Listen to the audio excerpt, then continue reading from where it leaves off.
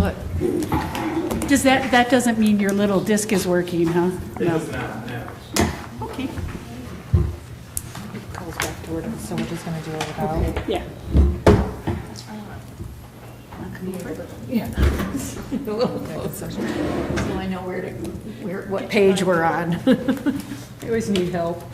Okay. Good evening, everyone. We are now back in session at 6:08 p.m. We'll begin with roll call. Trustee Sanders? Here. Trustee Nolte? Here. Trustee Scott? Here. Treasurer Metz? Here. Clerk Stambolellis, myself present. Supervisor Sickinga, as well as Trustee Driscoll, are both out with an excused absence. Can I have first call to public comment on agenda items only, please? Okay, seeing none, we will go to, is there any conflict of interest with the Board of Trustees? No. Thank you. Seeing none, next item on the agenda will be to approve the consent agenda.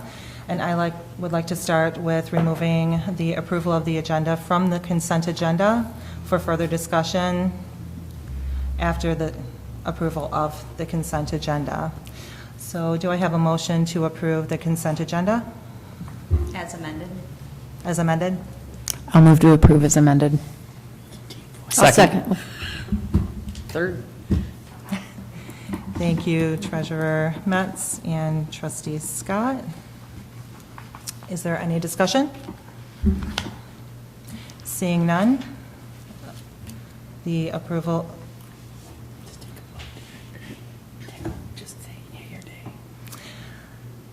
All those in favor of the approval of the consent agenda, please say aye.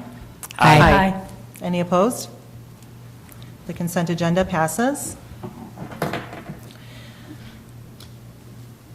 Okay, so next will be to the agenda. I would like to amend the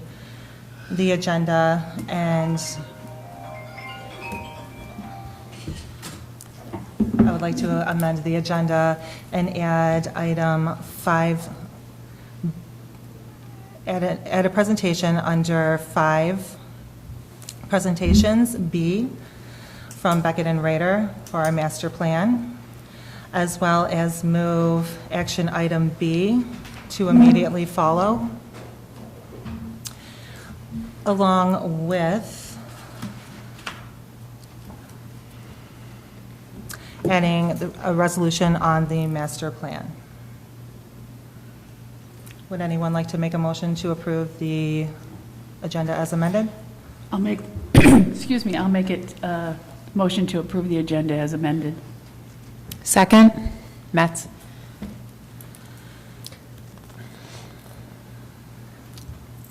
Do you have a question? Yeah, can we She was discuss? puzzled. I just am puzzled. Like, I don't know what are we actually doing with the master plan tonight? We're hearing a presentation. Is there questions? Do we ask questions? We can, there is Rowan is here from Beckett and Rader to answer questions for us. He's going to give us a presentation. Okay. And so this has come down from the Planning Commission. It's our job tonight to either approve it to be released to the public or not. My suggestion is that we do. It's been looked at and revised several times. It's a great master plan. You have had a chance to look at it? I have looked at it, yeah. Okay, good, yeah. and I have a so- lot of questions is the issue. I have Okay, yeah, good. I don't know, a couple of pages of questions, and not not big ones, but. No, and that's what Rowan's here Okay. for tonight, to answer questions, Okay. For the BOT, which is Okay. going to be super helpful. And also keep in mind, Laura, that, when you get your questions answered, if there's still something that you don't really love about the master plan, you have plenty of time to be able to share those and. Okay. We have, what, Feedback. 60 Yes. days, 63 days? Yes. Yeah, today's more of a process Okay. function with this resolution motion. We can walk through it too, what you're being asked to do tonight, but substantively, you still have 60 days to comment, and it's going to come back in front of the board Right. for formal comment too. Okay, good. That's what I needed to know. What's We're the just basically process? giving the thumbs up for the public To to be able circulate For it. the public to see it. Exactly. Yep. Okay. I have a question about the agenda change, just to make sure. Sure. So adding presentation B from Beckett and Rader, and then what were we doing with action items? We're just changing the order, so motion to release is A, and approval of the minutes will be B? No, do you want me to repeat them, Michelle? Sure. Okay, so under B, you're adding, 5B, you're adding a presentation from Beckett and Rader on the master plan. You're moving action item 6B, so that'll now be 5C. And then you are also adding a 5D, which is a resolution on approval of the master plan, which we can talk about when we get there too. Thank you. Thank you, trustee Scott. Any further discussion? Okay, seeing none, can I have a motion to approve the agenda as amended? I did. Yep. Just a vote. All those in favor of approving the amendment as agenda, please say aye. Aye. All of those opposed? Thank you. Item 5, presentations. We have Mark Teicher present for the PBWOA to give a presentation. Hi, my name is Mark Teicher, and I'm at 938 Dexter Road. Along with me, Dave Walutis, I'm at 2348 Bay Street Drive. Actually, Mark, could you go get that microphone from Alex? Because the microphone that we had there no longer works. I know, always happy to steal a microphone from another lawyer. Yeah, and as long as the green light is on and you're within a few inches of it, it'll, thank you, Mark. You're welcome. So Mark Teicher, President of PBWA. Dave Walutis, Vice President, And our PBWOA. other vice president is right over here. John, or are you going to stay seated? John Waits, basically, PBWA. So thank you for having us. We're very excited to be here. The reason that we're here is that you all are very important to us. The presentation that you received a copy of goes through the history, but let me tell you first why we really want to be before us and why you're important to us. Our board and our membership, Dexter Township, as well as the other 3 townships on the chain, spends a lot of time researching, dealing with the facts and what is, particularly in our lakes, that's bad, whether it's invasive plants, animals, chemicals, PFAS, something else. So we have come before various township boards to ask for legislation for ordinances on certain things. Hamburg Township, Putnam Township, and Dexter Township, as well as Webster Township. So we just wanted you to get to know us a little bit first before we started invading meetings with coming forward with all sorts of things that we'd like you to do to help protect the lakes and the riparian areas, the water areas. Go ahead. Okay. So we'll use the handout, and we'll try to fast track this a little bit since we are running behind and so on. So the chain, as you may or may not know, goes all the way up to Strawberry Lake, and we have members from Ore Lake, all the way Porter's Lake, Little Porter's Lake, as well as on the river. Many of the issues that we have, if you look at the pictures, is algae that includes toxic algae that can be toxic, particularly to animals. And this sort of issue, which is the issue we often hear about in Lake Erie from all the farms, has appeared in our lakes where we've had to call the Washington County, our Livingston County Health Department. So it's one of the things that we're very concerned about. This is one of the key things, and so you have knowledge about the algae issues. The underlying cause of algae is the warmer lakes that we're dealing with, as well as nutrient submission into the lake system. So obviously, we can't do a whole lot about climate change if things are getting warmer, but the reality is it's like a petri dish of perfect setup for growing algae. So one of our big challenges is to educate our members, the riparians and so on about, an example would be not to use fertilizers or have a proper setback to apply fertilizers. And this is where you folks can come in to help us on this kind of a situation. Some of the other things, the next page, I'm not sure what page one, talks about other invasive species like zebra mussels that we're all familiar with, as well as there's something called starry stonewort, which is a very pretty plant that has a nice, pretty purple flower in the shape of a star. And it is the plant that nothing eats, that if you stick your hand into it, when it's nice and developed, you can see about up to your middle of your forearm, then your fingers disappear, it's so thick. Animals can't breed in it, and it pushes out other plants. So starry stonewort is one of those that's a bad plant that the Special Assessment District particularly deals with. Unfortunately, if you cut it, because we have both chemicals as well as harvesters, and a piece of it escapes, that piece can start a whole other colony. So it's one of these terrible plants from probably from Siberia. We'll blame the Russians. But not to dismiss that, because it is a horrific problem throughout the Midwest, and it's really taken over the lakes in Michigan, and it's a very big challenge to treat it properly because of some of the chemical products need to be used, and some of those are restricted and the feds and so on. It's a big challenge, but you're going to hear more and more about it because it is a big problem. As an example, Little Portage is just infested with it. So it is a big problem. Just keep that in mind. It's not something that may be coming down the road. It's here. It needs to be dealt with. So the next page has the weed harvester machine on it. And that is what it looks like. And the weed harvesting and the SAD is actually managed through Washtenaw County, through Evan Pratt's office, the Water Resource Commissioner in the Public Works Department. And they come to every one of our board meetings, typically by Zoom, the first Monday of every month, and they update us, we update them, and we work with them to make the SAD as efficient and constructive as possible. So our next page, and I know you seem to have a busy schedule, so I wanted to move quickly, is algae, invasive species, and weeds. A couple of the things that we as an association do to try to help people understand this sort of thing is we have shoreline garden tours for people who have taken out seawalls, put in environmentally friendly naturalized plantings with natural plants, gotten rid of the invasive plants.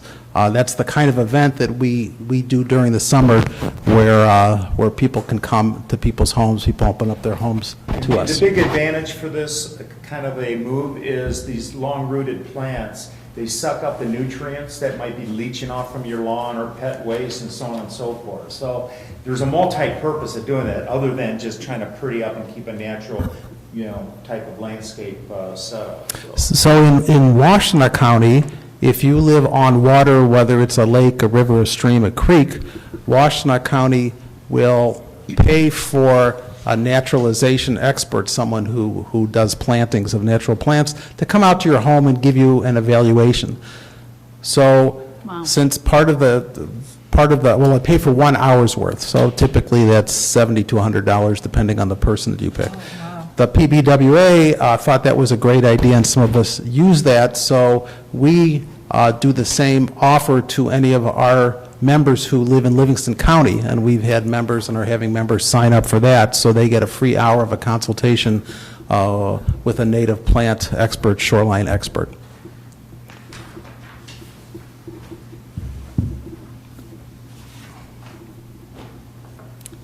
The next page, again, is algae, invasive species, and weeds. And some of the items that we have here that we've dealt with the other townships is zoning issues relative to the lakefront, lot area coverage, setbacks from the shoreline, stormwater retention, and the fertilizer issue.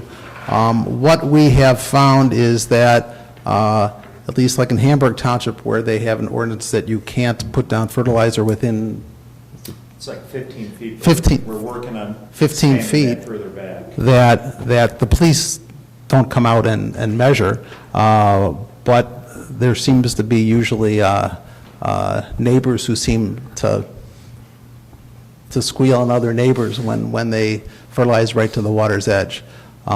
Instead of fertilizing, Hamburg Township in particular tries to get people to put in a natural shoreline for that space, so that if there are waves or whatever happens, that there's better protection of the shoreline without just putting up a vertical seawall. What we're trying to do as well is encourage people to use lake water to irrigate their lawns.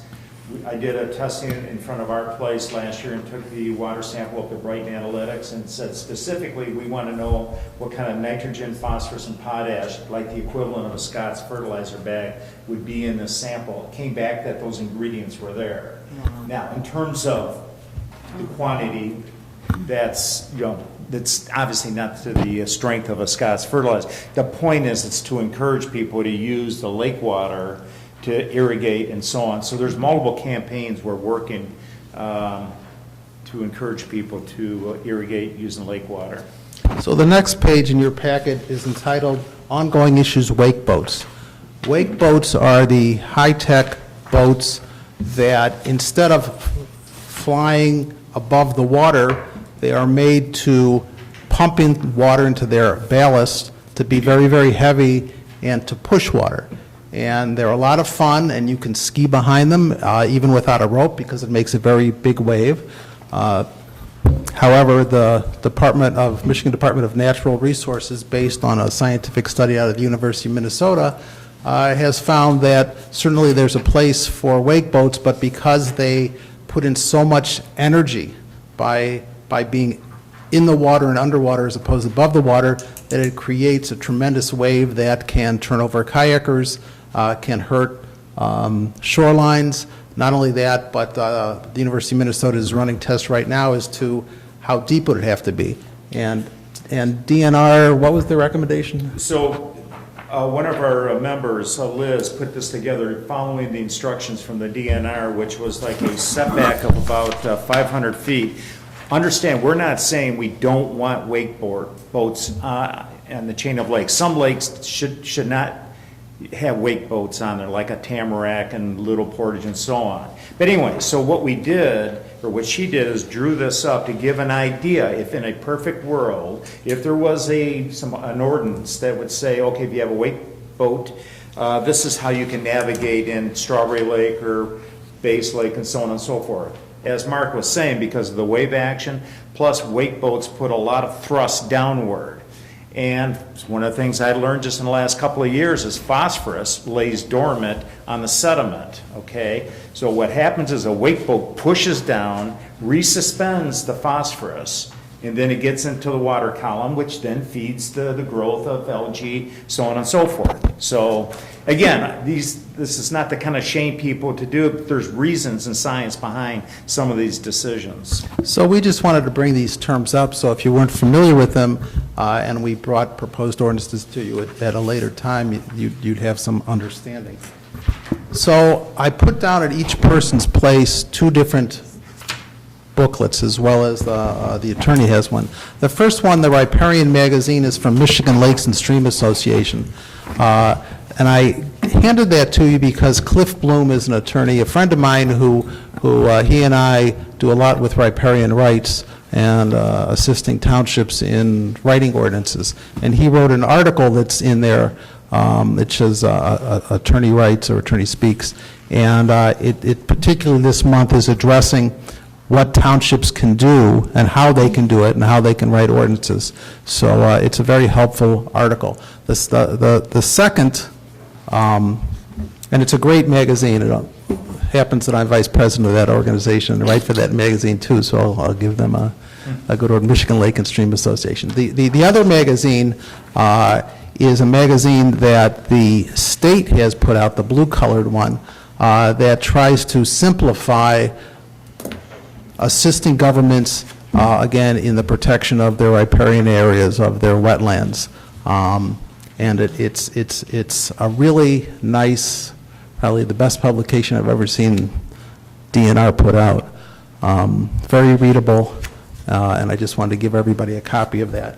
The last thing I have that I'm going to give to the clerk is the Michigan Lakes and Stream Association Riparian Magazine. Typically, each quarter does one lake that gets on the cover, gets to be the centerfold, gets the people from the association write articles for it. We had so much to write and to talk about this area in Dexter Township that we got two. So I wanted to give it to Michelle. They're from 2018, spring and winter, but I'll give that to Michelle when I'm done, so you can look at it and keep it here, both of these. So then, just some of the other things that we've been involved with, the mute swan, you folks are aware of the lake management program. Then there is the mute swan program to help cull the herd, if you will. So some of the native birds, like the trumpeter swans, the loons are returning and so on. And this was, again, it was kind of a controversial topic because they're pretty birds, right? Yeah. But and I'll leave this with you, this is put out by the DNR. So it's a very successful program. The trumpeters are coming back, the loons are coming back, even though they're transitory and so on, and other waterfowl. So it turned out to be a very good program. And now it's being eyed and managed, and So we wanted to thank the board, this board as well as the prior board passed that. So we actually were able to get federal and state money to do that. And the mute swan is the one that if you go on the DNR website, they actually show you one terrible video of a mute swan grabbing a duck by the throat and throwing it around and killing it. And so we have found through our studies and by observations from our members that there are more species of ducks than there were 5 years ago, and we think it's because the mute swans are not eliminated, but almost eliminated. So I suppose in summation here, the township, what you can do to help us and what we can do to help you is we're really representing the local homeowners, which are the riparians, the lake owners, as well as backlots, and our main focus is to the health of the lakes. So sometimes things require some legislative assistance to help for enforcement. So it's important for us to get you folks up to speed on what we know and what we've learned relative to the lake system that can be helpful for you if the time comes where maybe some ordinance or something needs to be done to help enforcement. So some of the other things that we've done that I know we've been lucky that some trustees have taken advantage of, we call it the infrastructure tour, such as to get a tour of the dam, which some of you came to get a tour of the Hamburg Township Water Sewage Treatment Plant, which is kind of fascinating. And that this Saturday we're doing a Baseline Farms, which is a over 200-acre beef farm just south of Baseline Lake, open to our membership, and it's an environmentally friendly farm. So we try to do that sort of thing also. And I would just say thank you all. Any questions? Thank you. I do have a question. It's been brought to my attention by some residents about John Fluke Dam.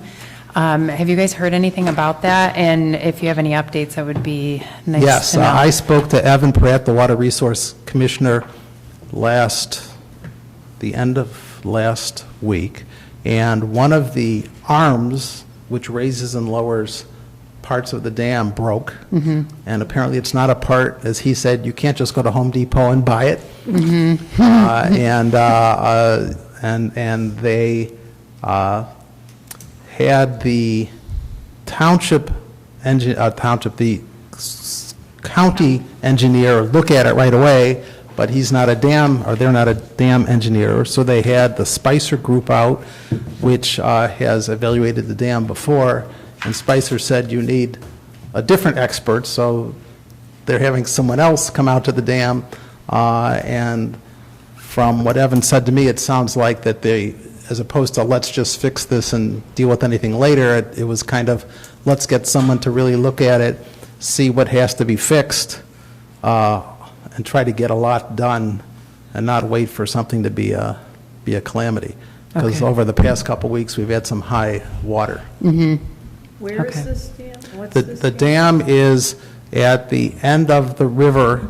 It's not the end of the river. It is the river that comes from Baseline Lake that Okay. Portage Lake filters into, just downstream from Riverside Pizza and the trading post. Okay. It's an 18-foot dam. It's, to walk across it is really kind of exciting, even when there's not a lot of water. It's loud and there's a lot of water. But there are many parts to it. And about 10 years ago, they added a lot of technology, but this was just a mechanical arm that broke. Who's responsible for the repairs? The Washtenaw County Water Resource Commissioner actually is responsible, Okay, but the PBWA membership was started actually 80-some years ago when there was a lot of flooding and they created the dam and needed a special assessment district. So the PBWA was that special assessment district. So actually, all of us in that SAD pay for it as it gets fixed. okay. So Is that assessment still going on? It's that assessment's It's still still. part of your it's- SAD? It is a separate SAD. Oh, it's a separate. It's the Fluke Dam SAD, so yes, it's another one. But, you pay for what you get, so we're happy to have it. And as a matter of fact, quite a number of years ago, the PBWA alerted Washtenaw County that we thought there were things that had to be fixed and got them to act, and they did respond. Little cracks can become big cracks. And we Yeah. don't want any big cracks. I'm just curious if, how long, this is going to take to repair, because, what are the repercussions of it?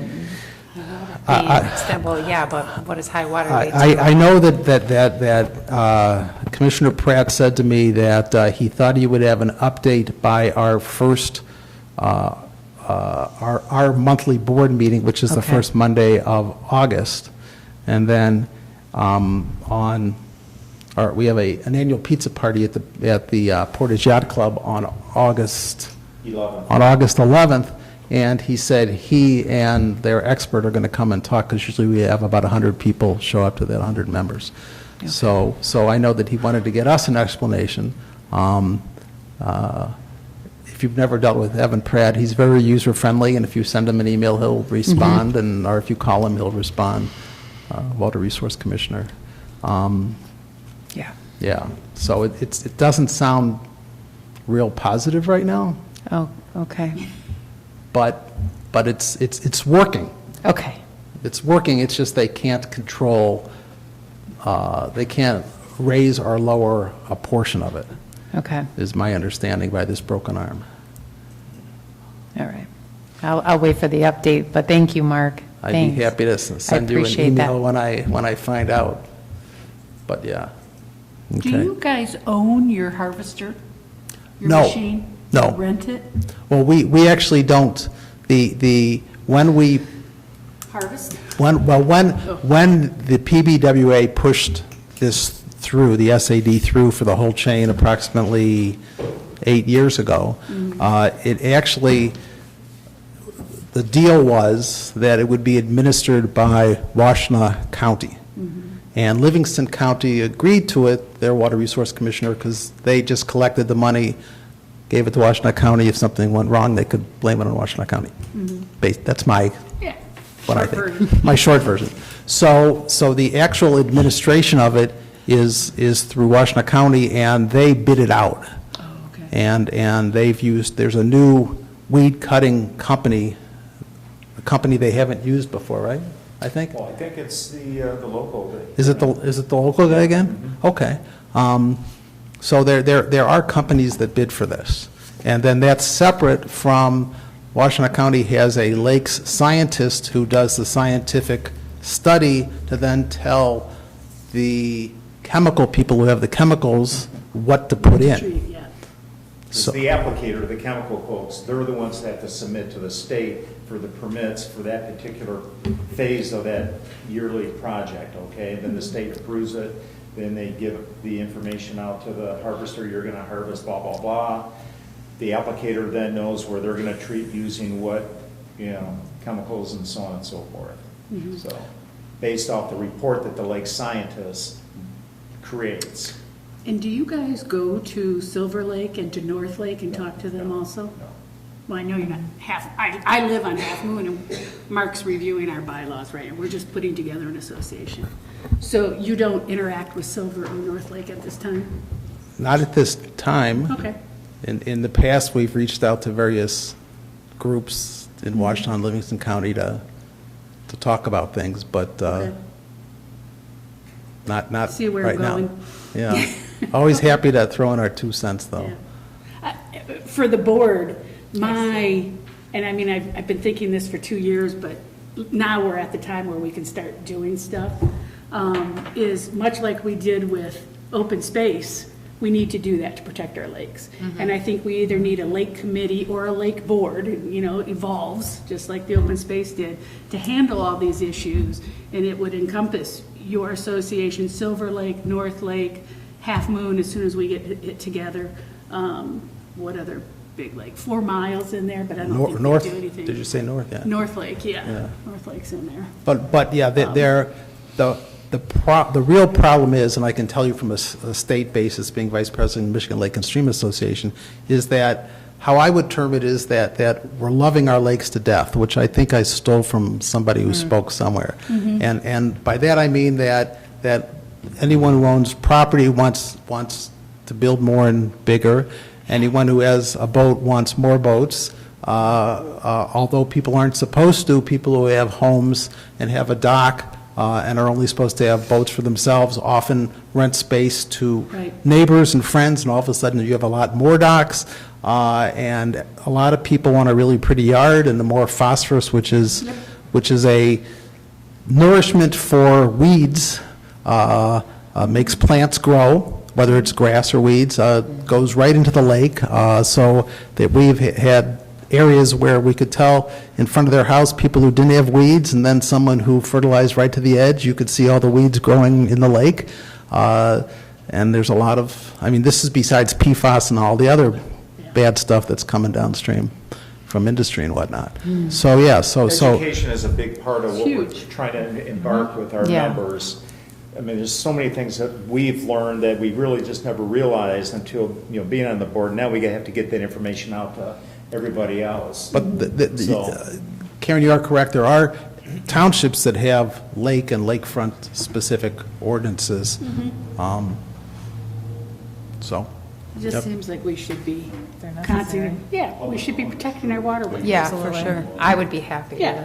There's got to be things as a township, like we don't have wash stations at put-ins. We don't have adequate signage at the public launches. There's just. well, the PBWA did get the You state guys to may, put up but signage. The rest of us don't. And we do have someone on the board that has worked and had the state come out with their portable wash to show boaters what to do, but if it's not there, Doesn't get used, Yeah. nobody Yeah. uses it. There are townships, I was up at one up north, where at every access, it's mandatory to do a wash, Wash, yeah. Should be. up near Traverse City. That's a But lot of accesses. that's a lot, and it's a lot of money, Yeah. but people pay for it, so, I think the townships pay too in the county, but yeah. So, but yeah, once the bad stuff gets into the lakes between invasive species and everything else, because once the lakes start to turn, taxes are going to go down, values are going to go down, and that's certainly not what anybody wants. But the PBWOA would be happy to work with Maris or anyone else if you want to figure out how to form Yeah. a committee on it or We'll something. have our strategic thing coming up August or September. Yeah. So, We accept all invitations. Your association just does such an amazing You've job. been doing it for so long, and so is North Lakes. North Lakes is, they've been treating and handling their Great lake for model. 25 years. I mean, they've got it down to where they say, okay, let's treat this 20 feet of lake, you know? Yeah, one of the problems with the chain and with the Dexter Township water is, of course, Yeah. if people up in Kensington Yep. dump stuff in, we get it. Yep. Yeah. You get Highlands, don't you? Doesn't Little No, Portage? no. Where does Little? Yeah, where down, does- it comes down through, Yeah. Yeah. through Hell Creek into Oh, okay. Portage. It Yeah, does My yard, come- yeah. And Yep. Highland is not you get it. Yeah. in great shape. So one of the reasons that we're doing this tour of this baseline farm Saturday is that when I spoke to the farmer, they're very environmentally conscious and friendly. They use as little chemicals as possible. They have a creek that feeds Baseline Lake, and they make sure that they don't do anything and don't have cows within a certain distance of the creek. And so we're really going there to help educate people as well as to buy some good beef. Yeah. It's a nice farm. So anyway, I've driven again, past it. Yes, and ma'am. It is beautiful. I just have a quick question with the ongoing issues with wake boats. I am familiar with boats. We had a large bayliner. We always took it to the big water on Lake Huron. We would never take it into our local lakes because they're small and congested. But I just have a question. I mean, pretty much the wakeboard has the prop, right? Is that? Right. So do you have It's issues an with inboard. pontoons? no, the problem is the whole structure of the boat. Okay. So a pontoon, when you put down the throttle, you actually are going on top of the water, is how you go Got it. faster. So this boat, the wake boats, have big ballast, big balloons, 2 big balloons, and they're expensive in part because they have a high-tech computer system, so you can pump water into the ballast to make the boat heavier. And they go slow, and that's the design to make a Okay. big wave. Now, So- if they happen to go up on a plane, then a lot Well, of the you can- problems would go away. But the way you get the wonderful skiing is that when the boat's deep in the water and you have the power and you're pushing deep in the water. The other problem is because they're ballast and they fill up and you can't just pump them out. Invasive species get in them, and I'm told would be very difficult to get them out because you can never pump out a ballast 100%. So, Got it. and again, part of the thrust is hitting the shore horizontally, and part of it is vertically stirring up stuff from the bottom, and yeah. I mean, that's always been a big concern to me. I watch these boats out there, and I'm like, oh my gosh. And I know, I mean, to get them to move, I mean, when you Yeah. rev that thing up, I mean, you're stirring everything up. So, I mean. Right. So again, we're not looking to get them outlawed. We're looking to manage the problem that they're causing. How do you manage it, Yeah. though, Well, you Mark? manage it by that you pass an ordinance saying, when you're in wake mode, you can only be a certain distance, 500 feet, 300 feet, whatever, from a shoreline. Okay. be in And the that you have to be in a certain depth. Yeah. Which is 12 feet or which is deeper. basically the recommendations of DNR and what this study out of the University of And then it Minnesota has to be said. policed. And then, right, that's what that was my Then we next need Deputy thing. Smith. Well, Are you encouraging there's always an us to issue do of that? policing anything on the lakes, Yeah. because of Yeah. course, there's only so many deputy sheriffs Right. and so many police Yeah. vehicles on the lake. Yes, that's a You know, problem. One of the techniques, though, is have the ordinance. Now, whether there's self-enforcement or not, I'm working on a project with the fertilizer restrictive use, and there's a township north of Grand Rapids, I think it's Pearson Township, just real quickly, they have a 300-foot setback on fertilizer around the lakes, which is huge, okay? And so, working with Hamburg Township, they communicated with the folks up there and says, how do you guys enforce it? And he goes, well, it's been in place since the early 90s, and they're not quite sure they've ever written a citation. But at least it's on the books, and it's and then it's part of education, okay? So people know, and one of the thoughts we had is we can get to that point, we'll go to the True Greens of the area and so on, say, here's an ordinance, you guys can't do this. It's part of the education. They need to be educated as well as homeowners, landowners. So, but it kind of starts with an ordinance, if you will, that kind of gives it some meat. Whether you self-enforce or, just, hey, it's there, but it's there, kind of a approach. And I think remember when Silver Lake came for their SAD, and Mark, I forget Mark's last name, But he was talking about everybody watering from the lake. And if they just water a couple times a week, we would solve a lot of our problems. He was willing to go on an educational tour for that. So Silver Lake is starting to address that issue. Nutrients is a big, big problem, okay? And people just need to kind of have some setbacks, pick up, pet waste and so on and so forth, okay? Again, we're not going to be able to change the warmer lake temperatures, okay? That we can at least maybe work on the other end of it and keep the nutrients kind of, from coming into the system or restrict the use. I mean, we're real fortunate, obviously, that we're in a river system, okay? So a lot of that flushes through. But let's not use that as maybe our solution or excuse, because we do measure a lot of nutrients, high nutrients in our lake system. So it's still there, even though just as a point of knowledge, Base Lake, as an example, flushes like every 3.5 days. It's kind of an amazing fact. Wow. So, we're real fortunate about that, but we still have a problem. So, Yeah. Yeah, I get it. Thank you. Thank you. thanks. Thank you for Thank coming you to very speak to much. us. Fantastic presentation.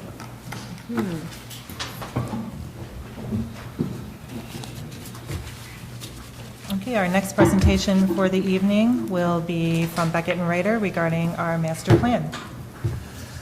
Thanks to all for inviting me tonight. If you haven't been introduced, my name is Ron Brady. I'm a planner at Beckett and Rader. I am only one of several planners who have been working with the township on the master plan. I might be the face, along with my colleague John Angelini, that you've all been meeting with. There's a whole team of planners who have been working on this plan throughout the past year. Before I got started, I would specifically like to thank the steering committee that has been working with us throughout this process. They've been really instrumental in drafting the document that you see before you. Michelle, Maris, Marty, and Mark have all sat on the steering committee and provided their valuable insights. And then I would also like to thank the Planning Commission, who over the past 3 to 4 months has been intensely reviewing the document, making excellent recommendations, suggestions to put together the plan that you have in front of you today. Is the presentation that I provided in the packet? It should be only about 9 slides. Yes, great, excellent, thank you. So that first slide that starts out with planning process is just a very high-level overview of what this process looks like. So you can really break it into 2 periods, the plan development and then the plan review. So the plan development is what we've been working on over the past years, working with the steering committee who have provided their feedback on the draft, reviewing the community engagement process, and then assisting with making connections to community organizations. So as I'll touch on a little bit later, one of our community engagement opportunities, we were able to go into the Dexter High School public schools and work with those students, and the steering committee members were really instrumental in making those connections. What we're here to do today is authorize the plan for public review. This is not a final approval of the document. This is merely a procedural step in the adoption process. So Planning Commission has spent the last couple months reviewing their document, and they feel that this document is a good place to be released to the public. The Michigan Planning Enabling Act requires the master plan be available for public review for a period of 63 days after the highest legislative body authorizes the plan for public review. So that would be September 19th if you authorize that document today. So the document will be available, posted on the township website. We'll also have physical copies available here so that the public can come in and comment on the draft document. You as a body are also more than welcome to comment, provide drafts, and then the Planning Commission, after the conclusion of the 63-day public review, will hold a public hearing on the draft master plan where the community has another opportunity to come provide the comments, and Planning Commission will review all comments that have been submitted during that 63-day public review process. Attorneys, is there anything you want to add to that overview of the adoption process? Okay, great. Thank you. So the Board of Trustees' responsibilities in this adoption process, providing feedback on the draft content. So over the 63 days, you're more than welcome to provide comment to myself or the Planning Commission, and then all of that will be synthesized and discussed at the public hearing. Your responsibilities either at this meeting or the next is to authorize the draft plan for public review. And then in this slide, there's an item that says approves final plan. The Board of Trustees does not have that authority because you have not declared that authority, so Planning Commission will be the one who adopts the final document. We're passing a resolution tonight to give us the final approval. So we're actually going to talk about that today. Oh, but that- okay. After your presentation. You were not aware of that. Okay, so that's- yes. Okay, great. Yeah. Something we'll discuss in the board. Yeah. You would have been the first township that I had encountered where the document doesn't come for final review. Yeah. So most of the time, the Board of Trustees or the highest legislative body does have that final approval on the document. So kind of moving into content, I first wanted to start with an overview of the community engagement that was done throughout this process. So in the summer of 2022, we included a flyer for an internet survey. We sent that to every person who receives a tax bill from the township, so that would include people who live in the township or people who own property in the township but live outside.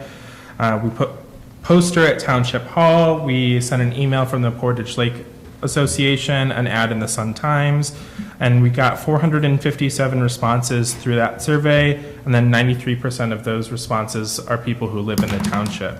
And 60% of those people are ones who have lived in this township for 11 or more years. So really strong participation from people who have had a long-standing relationship to the township. Responses did skew a little bit older, which is expected with the survey. Most master plan surveys that I've done have skewed older, although it wasn't super significant, nothing kind of out of the norm that I would have expected. And then we used the responses from the community survey to really draft the 5 key master plan themes that I'll touch on later.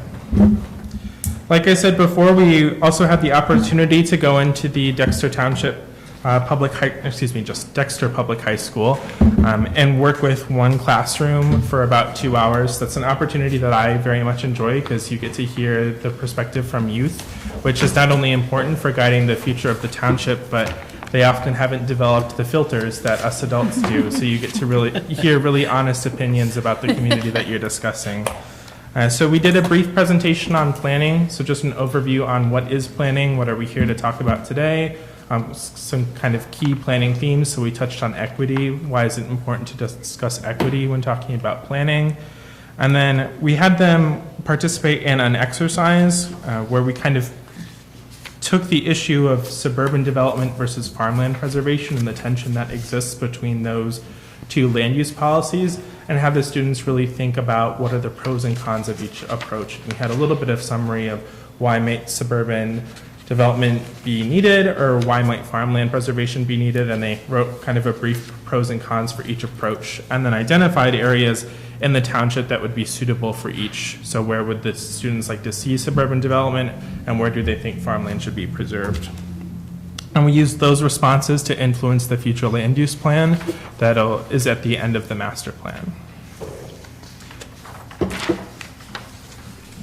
And then the master plan structure is really around themes. So it begins with a brief introduction and history, and then goes into social characteristics, which are demographic factors. I've just kind of pulled out some key statistics that I'll go over today. So the Dexter Township population has been steady and growth, driven mostly by subdivisions and residential development. By 2045, the anticipated Dexter Township population is estimated to be roughly 7,300 people, which would be 10% growth from 2020 estimates. Dexter Township is one of the faster growing communities in the region, kind of defined as all of the jurisdictions around Dexter Township, adjacent and kind of diagonal from the township as well. Again, 10.8% growth over the past decade.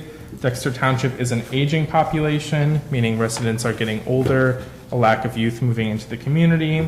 It is a highly educated population and a high household median income. So $104,492 is the median household income, which is very, very high. The next chapter in the master plan touches on the physical characteristics. So just again, some key statistics from that chapter. Roughly 18% of the township is wetland, most being 5 or more acres in size, and that's really a key threshold to look at because that triggers eagle preservation protection. Wetlands over 5 acres in size automatically receive eagle protection. There's a whole list of other criteria as well, but that's one of the main ones. High-quality habitat is located in the northern section of the township and on the township fringes, so thinking about where all the parks are, where a lot of undeveloped land is, that's classified as high-quality habitat for the local ecosystem. High-quality recreation assets in the township, the state park, the county metro parks, and all of the local parks. There are floodplains around the Huron River and lakes, and most notably, roughly 50% of the land in Dexter Township that is rated for residential development has limitations for residential development. So quite a bit of the land in Dexter Township, according to the U.S. Geological Survey, is not best suited for residential development. Of course, you can build on it, but it's not the prime candidate for residential development. The next chapter in the master plan touches on land use. So just some key summaries or statistics from that chapter. Roughly 47% of the land in Dexter Township is residential. If you have a house that has a residential property and you have 20 acres of property, all 20 acres of your property are considered residential, even though it only accounts for a small portion of your lot. So that number may seem very high to you, but keep in mind people with one home on a very large acreage, that entire acreage is considered residential. 22% is considered agriculture, and then 50% of the township is considered farmland of local importance, and 16% is prime farmlands. That 66% of the township is considered very high for agricultural productivity. 1,195 acres of farmland in Dexter Township are in the PA 116 program, or the Michigan Open Space and Farmland Preservation Act. So that's a state program that essentially keeps farmland in open space or in working agricultural for the length of that agreement. Typically, they're about between 60 and 100 years, which would be 27% of the township. 27% of the farmland. And then we also did a land preservation matrix, which is something that we worked very heavily with the steering committee on. So we looked at a variety of limiting factors for development. So where are the areas of the township that are under the most development pressure, the least development pressure, and then kind of everything in between. And we used that analysis to inform the future land use plan so that when residential development does occur, or if it occurs, we're selectively planning for that growth while keeping farmland and open space preservation a very high priority. The next chapter in the master plan touches on housing. So 95% of the housing in Dexter Township is a one-unit detached, just single-family residential.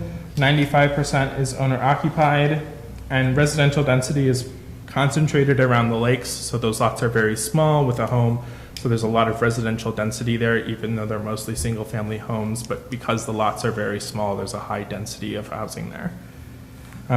Housing trends indicate a shift towards smaller and more affordable homes, and changing housing preferences as the population ages. So as your community ages, as people get older, their housing needs and preferences are going to shift slightly, and those trends are going to be towards smaller homes as people essentially downsizing. The next chapter touches on transportation and circulation. So there are 110 miles of roads in Dexter Township. Dexter Pinckney is the busiest with 9,340 daily vehicles at its peak. 3,047 people commute out of Dexter Township for work. 25% of those people go to Ann Arbor. From 2017 to 2022, there were 302 crashes in Dexter Township, 4 of which were fatal. And non-motorized travel in the township is primarily in the parks, as opposed to being on all of the local roads. The following chapter touches on economic development. It was a very brief chapter because as a primarily residential community, there is little desire or opportunity for major economic development. So that chapter is primarily focused around the economic impact of farmland and agricultural preservation. And so agriculture accounts for $7 billion in economic activity in the total Washtenaw County. So not a huge portion of total county activity, but $7 billion is no small number. And a 5% annual loss in farmland in Dexter Township would result in $10 million in economic losses by the end of a decade. So even that small percentage of farmland loss, 5%, is going to have a larger impact on the county economy. Any questions on those statistics that I just rattled off very briefly? No, and then I wanted to move into, excuse me, the 5 key themes that you'll find at the end of the master plan. So these are really the elements that you'll use moving forward in terms of implementation and really guided the master plan development process. So the first theme, and these aren't ordered in any specific way, is the preservation of our agricultural heritage. Second, protection of our natural resource. Following is the management of our traffic. Then the thoughtful planning for future development, and then creating a sustainable community. And then if you look on the next slide, I've kind of done a cross-analysis between the strategic priorities of the board and those 5 key themes. So you can see there's quite a bit of overlap between those priorities and themes of the master plan. Good governance really falls into pretty much all of those, making sure that as you're planning and managing your community, they're reflective of the priorities of the community. Environmental stewardship, again, falls into almost all of those buckets as well. Communication, we really kind of took communication as education, making sure that the community is aware of the issues, topics, and opportunities that the township has. And then community enrichment, again, falls into pretty much all of those buckets and 5 key themes. On the next slide, I took some actions that were listed in your strategic plan and did another cross-analysis with actions specifically in the master plan to further highlight the connections between the strategic priorities and the actions in the master plan. So that first, under good governance, the board has an action stating encourage improved broadband and cellular access, and there are multiple actions in the master plan regarding broadband. And board priority, improve local collector road quality. Multiple actions in the master plan touching on road quality. Environmental stewardship, board priority, establish and provide education of appropriate management of natural areas. And there are actions regarding providing environmental materials and educational resources on the township website. One of the excellent suggestions from the Planning Commission was to put the State of Michigan Invasive Species Guidebook on the township website, and that is a document that is updated frequently. So as the knowledge and education around invasive species changes, that document will change essentially as a living document, making sure that resource is updated pretty much indefinitely. Encourage preservation of land, and again, that's really reflected in the future land use plan and actions in the master plan. Board action, protect and improve water quality, and again, the future land use and actions were specifically designed and implemented or intended to be implemented to preserve water quality. Action regarding communication, create and manage external communication, and again, actions regarding providing materials on the township website, so really connecting residents with all of those educational materials. And then the final board action that I have in this slide is facilitate recreation opportunities. So we have several actions regarding non-motorized trails and expanding those usages beyond just the township, the parks that are found in the township. So next steps, tonight you can recommend the distribution of the master plan for public review. That again will start the 63-day public review process. We're intending to hold an open house on August 19th at the community event, bringing content from the master plan, presenting it to the community, asking for their feedback. We'll collect all of that information, summarize it, and give it to Planning Commission at their public hearing. We're intending to present the 5 key themes from the master plan as well as the future land use plan. And so both myself and my colleague John Icoangeli will be at that event to answer any detailed questions. And of course, we'll have materials for people that can direct them to the full document if they want to read it in full or have not had a chance to read it in full. And then Planning Commission, after the conclusion of the 63-day public review period, will hold that public hearing, and then at that meeting they will recommend to the township board, following this new procedure, they will recommend that the township board adopt the plan, and then the township board will be the one who actually formally adopts it. That is the extent of my presentation tonight, but I am here to answer any questions that you may have, any questions about the process in general, community engagement, or content in the plan. That's a good question. How does the steering committee in that, how do you want to receive our questions? Do you want us to batch them to you? You know, like, do you want them to go to the steering committee? Do you want them to go to planning?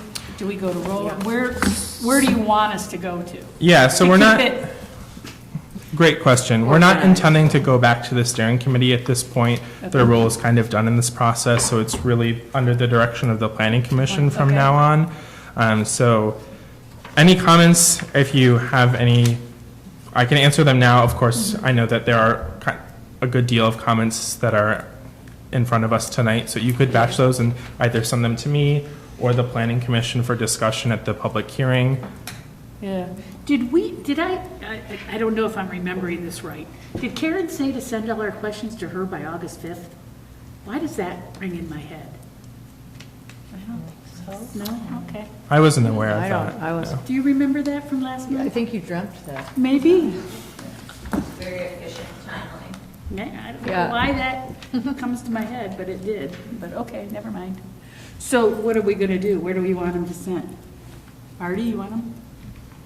Yeah, if you want, might as well send them, or unless Maris prefers that the board questions get funneled through her as the representative to the planning commission. I was gonna, Okay. Mayor, oh, that's That's a good fine. idea. Yeah. Yeah, that's fine. yep.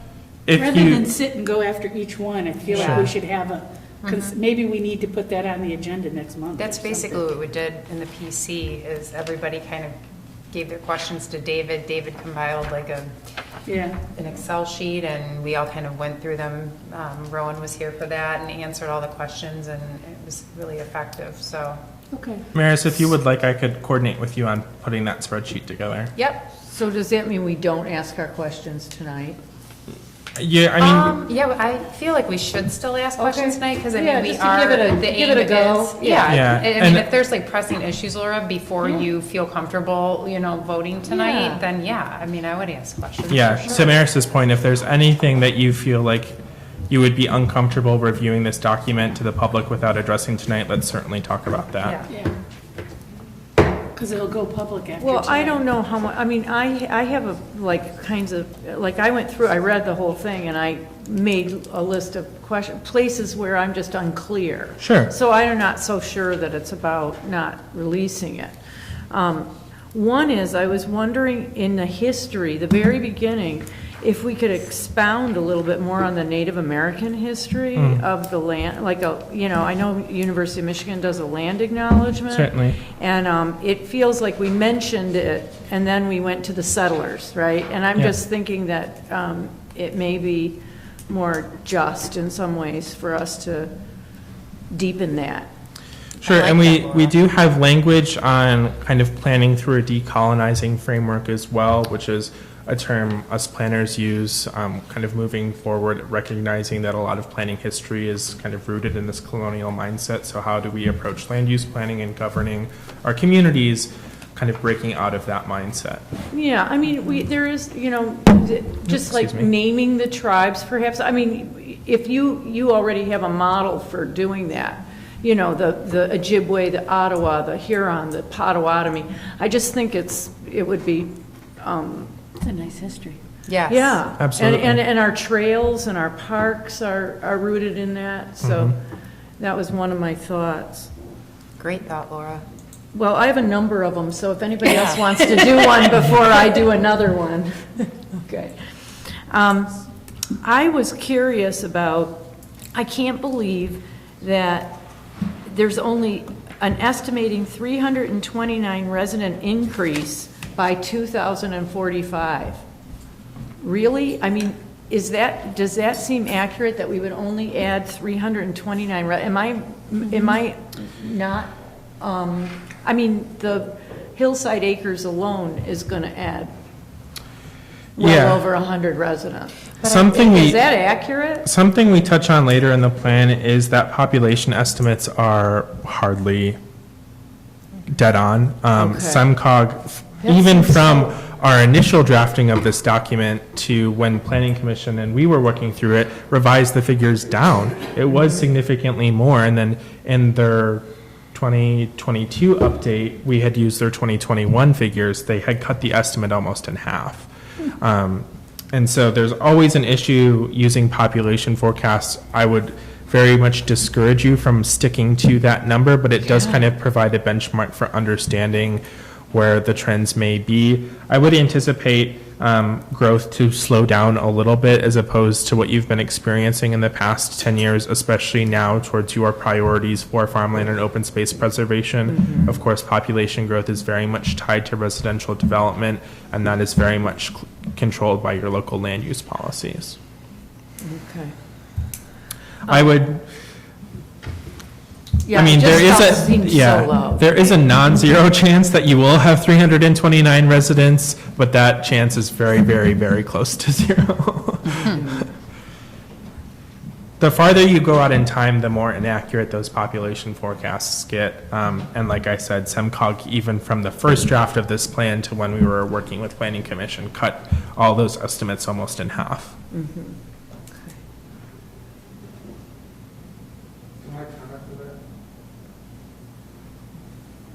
I don't know if you can comment, Mark. Okay. That would be up. No, From the I guess steering, not. from being on the steering. Oh, you're on the steering committee? Ask the powers that be. Hey, powers to be, can steering committee comment? So I was just going to say that, and I'm sure Marty remembers, that a lot of the information we got from SEMCOG, even from day one, seemed wrong. And seemed, estimates were very vague estimates, and it's numbers we had to use, but we didn't really trust the regional authority that much on their estimates or estimates. Did they give any reasoning why they expect it to slow down? It seems to be it like ramping up. Yeah, I wish You I know what could I give mean? you a If very they good had explanation on how they they didn't make have these numbers. It's explanations? Okay. very, very difficult to understand and get an answer out of SEMCOG on where these numbers come from. Unfortunately, I'm very much in agreement with you. It would be great to understand why they're predicting a slowdown. My guess is it's just kind of regional land use trends that they see. And they kind of project on where growth in the region is expected to happen.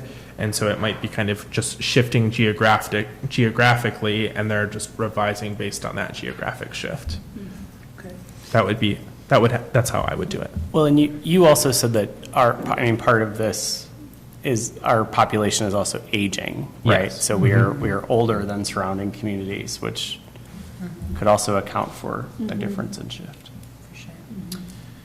The other thing is we don't have school districts. I mean, we have school district, but people can't move close to their school in Dexter Township. That's true. Which keeps the young population in Dexter and in Chelsea.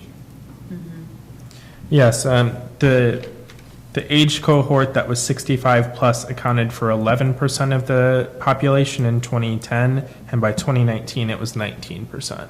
That's a lot. That's a lot.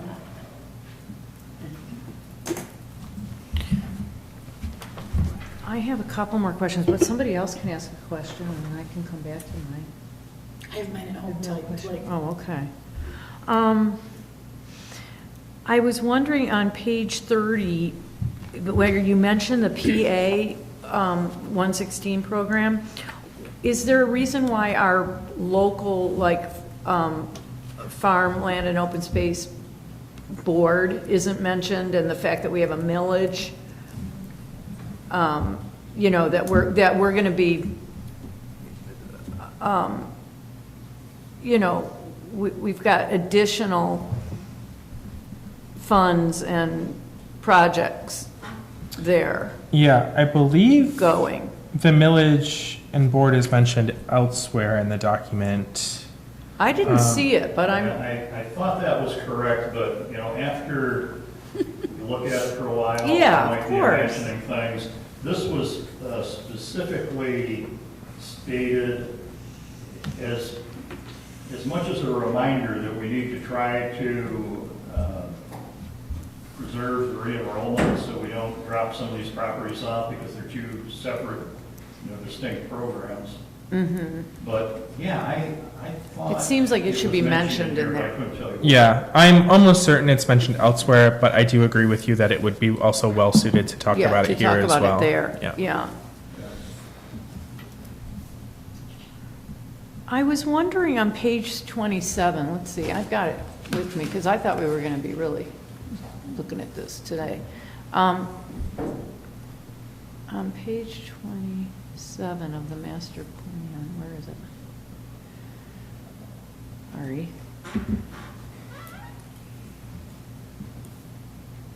What was my question?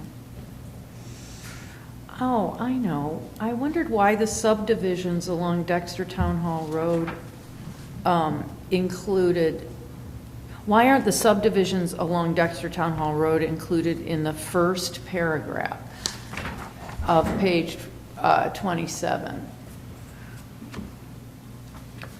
Oh, just why don't we mention them? Well, I think there were other ones that were mentioned. Where is that? We talk about Yeah. planning areas later in the document in I think it was the subdivisions. first paragraph where,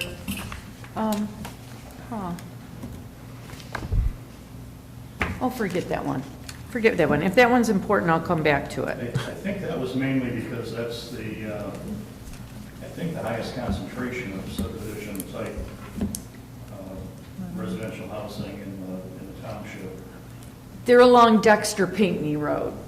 Right, the main Yeah. subdivision. But what I noticed is that there's been a lot of development along Dexter Town Hall Road, right up there by North Territorial and Dexter Town Hall. And I don't see those mentioned. The entire, over here, the entire distance between Dexter Pinckney and Dexter Town Hall and now down Territorial. Yeah, maybe we should revise that so we. Yeah, I think I see the section you're talking about. It's the first paragraph under existing land use. It states the residential subdivisions in the township are primarily located along, and then goes to list them. We can certainly add. That's where it was. It was in the first paragraph, under existing land Yeah, use. we can certainly add the Dexter Township Hall and then the geography Marty expanded on as well. Another question I had, and this goes down to, so there were a few of these maps are amazing, by the way. I love looking at them. I'm Thank like you. fascinated by them, but just a second, now I got to go to page 66.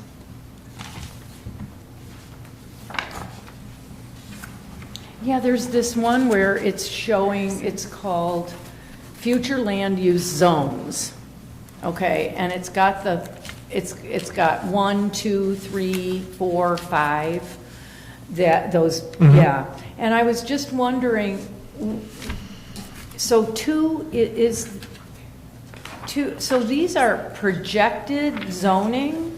This is projected future zoning, or? I see your confusion. So if you look on page 65, it's more talking about land use typology. So looking at where does the land use kind of fit a similar style or function. Okay. So the use of the word zone doesn't refer to zoning. Zoning. It's more just looking at kind of the function and typology of the areas of the township. Okay, I just really wondered because, you know, part of the history here for me, before I became a trustee, is that we really fought a rezoning of where Hillside Acres is going now, which is going to be that new development on the corner of North Territorial and Dexter Town Hall.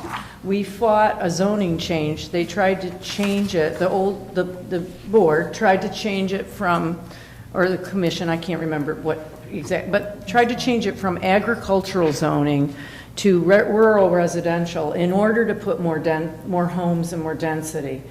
We fought, there was a group of people who fought that, and it was considered spot zoning. So we didn't do that. We left it agricultural. So my question is that area there going to be rezoned at this point with this new master plan? So the master plan does not rezone anything. Okay. The master plan is not a legal document, unlike your zoning ordinance and the zoning map contained within the zoning ordinance. Map 22, which is on page 67, is your future land use map. So if you intend to update your zoning ordinance and zoning map between now and whenever you do your master plan again, you'll have to use this future land use plan to guide that update. In the meantime, if you don't update your zoning map, you still have to use this future land use map to kind of base special land uses, rezonings on. You have to look at this future land use map in the master plan to determine if those changes in zoning are consistent with the future land use plan in the master plan. Okay, because that was my other question. It looked like the map above, the one on 66, and the map below, the one on 67, are different in that little area. Okay, the future land use map says that it's light green, it's continued agricultural. The other one suggests that it's going to be a rural residential. But you just explained to me that the zone does not mean zoning. Yeah, so if you look at the map on page 66 and page 67, the numbered areas are just drawn on top of the map on 67. So Okay. the map underneath both of those are the exact same. We kind of just took the future land use plan and identified, okay, where are kind of the areas that are functioning the same in the township to just...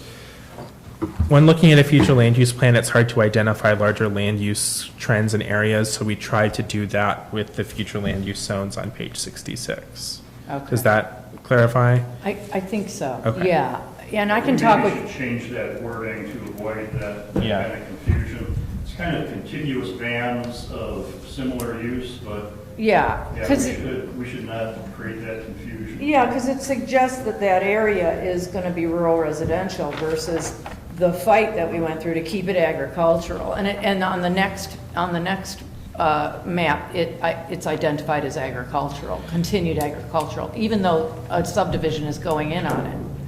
Yeah. I Yeah. think also part of the confusion is that the name of some of our zones are identical to our future land use categories. I think that should be changed as well to avoid the confusion between future land use and these larger kind of areas where we're talking about function.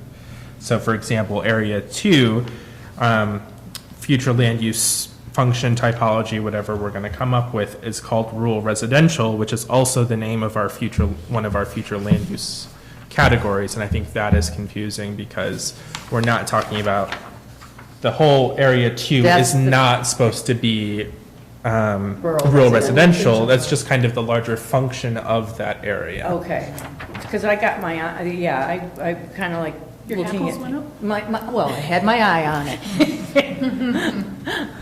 You know, So I'll make sure that our names for all of those future land use typologies are a little more descriptive and not Okay. maybe just 1 or 2 words, so it's explaining a little bit more. I might That even would just be helpful, remove the name probably. altogether and just leave the description. yeah, because think I that know would- Yeah. I'm not used to reading these kind of documents, I'm new to this, and so I'm sure that other people would be confused too. I have a question, can an already approved development wait on a proposal, any proposed zoning changes and resubmit a plan with higher density? I'm going to punt that to your attorneys.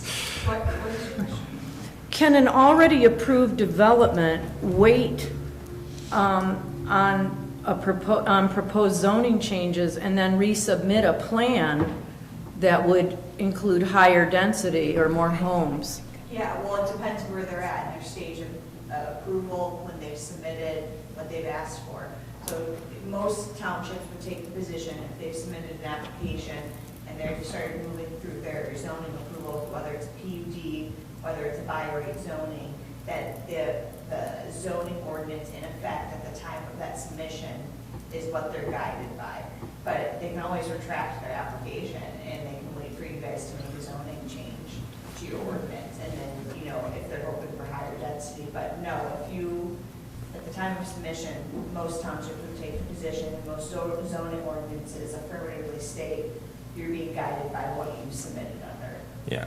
Our communities get into a lot of trouble when they receive an application that they don't like and then make the decision to change their zoning ordinance to prohibit that application that's been made. That gets you in a whole lot of legal trouble. No, that but I'm talking about sure the other you're- way around.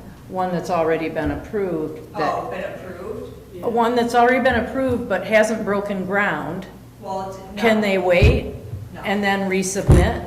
So again, this goes by what your zoning ordinance says, and I know we've got the chair of the planning commission here too, and he can probably speak to this, but for example, when you approve a PUD, most of the time. What is that? I'm sorry, I don't know Like a the, planned unit development agreement. Okay, So let's say thank you're- you. You're changing your zoning, a lot of times to accommodate like condominium development, for example. You can't just retract your zoning, you've rezoned the property. And so most ordinances have rules and regulations about when you can reapply for that rezoning. And there's site plan approvals, you've entered into a development agreement which requires that you start making site plan improvements under that zoning approval, for example. So it all depends on which zoning we're talking about and specifics of your ordinance, but generally I would say no, you can't just wait for higher density. You You're- actually have rules in our ordinance about when you can reapply, timelines, reasons for reapplication, and if you've already done development agreements, you're obligated as a developer to make certain site improvements, roads, water main, things like that. But it's all development specific and ordinance specific, so it would depend on, you have to look at it. Yeah, Generally, okay, then I'll be asking the specific question about specific property later then, with maybe not in a public meeting. Yeah, and the Yeah. other thing is, you can amend, that person can come back to amend their site plan, amend their zoning, what they asked for. But I wouldn't say that you can just retract your zoning. Yeah, so though it may be theoretically possible, it's, I think, huge in practicality. They would have to start presumably from the very beginning again, and unless they thought that the political climate was more favorable to get the zoning that they wanted, it just kind of But they collapse couldn't under its own necessarily weight. just begin either if they've got a development agreement in place, for example, already that obligates them to go under their current zoning and their current site plan. So it all depends if they've submitted site plans in relation to that zoning or something like that as well. some ordinances have language that if you haven't started substantial site improvements within X number of years, you have to resubmit. I would have to look at the Dexter Township ordinance to know if that language is in there. And then that, they would have to go through the entire process again. And if there was a new ordinance in place, they would have to go through the new ordinance language. It's complicated. Okay. Yeah, it sounds like it is. So, okay. Clear as mud. Exactly.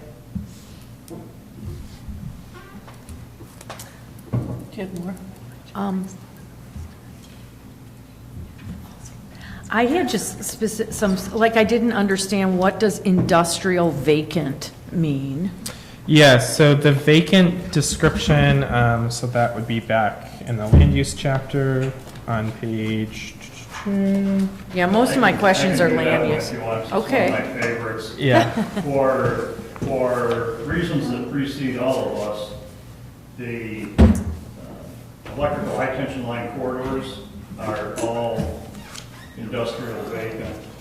I think the only maybe industrial improved that we have is the Majestic substation on Madden Road, but all the lines in and out, north, south, east, west, you'll see in the map that gray area, these corridors, that's what that is.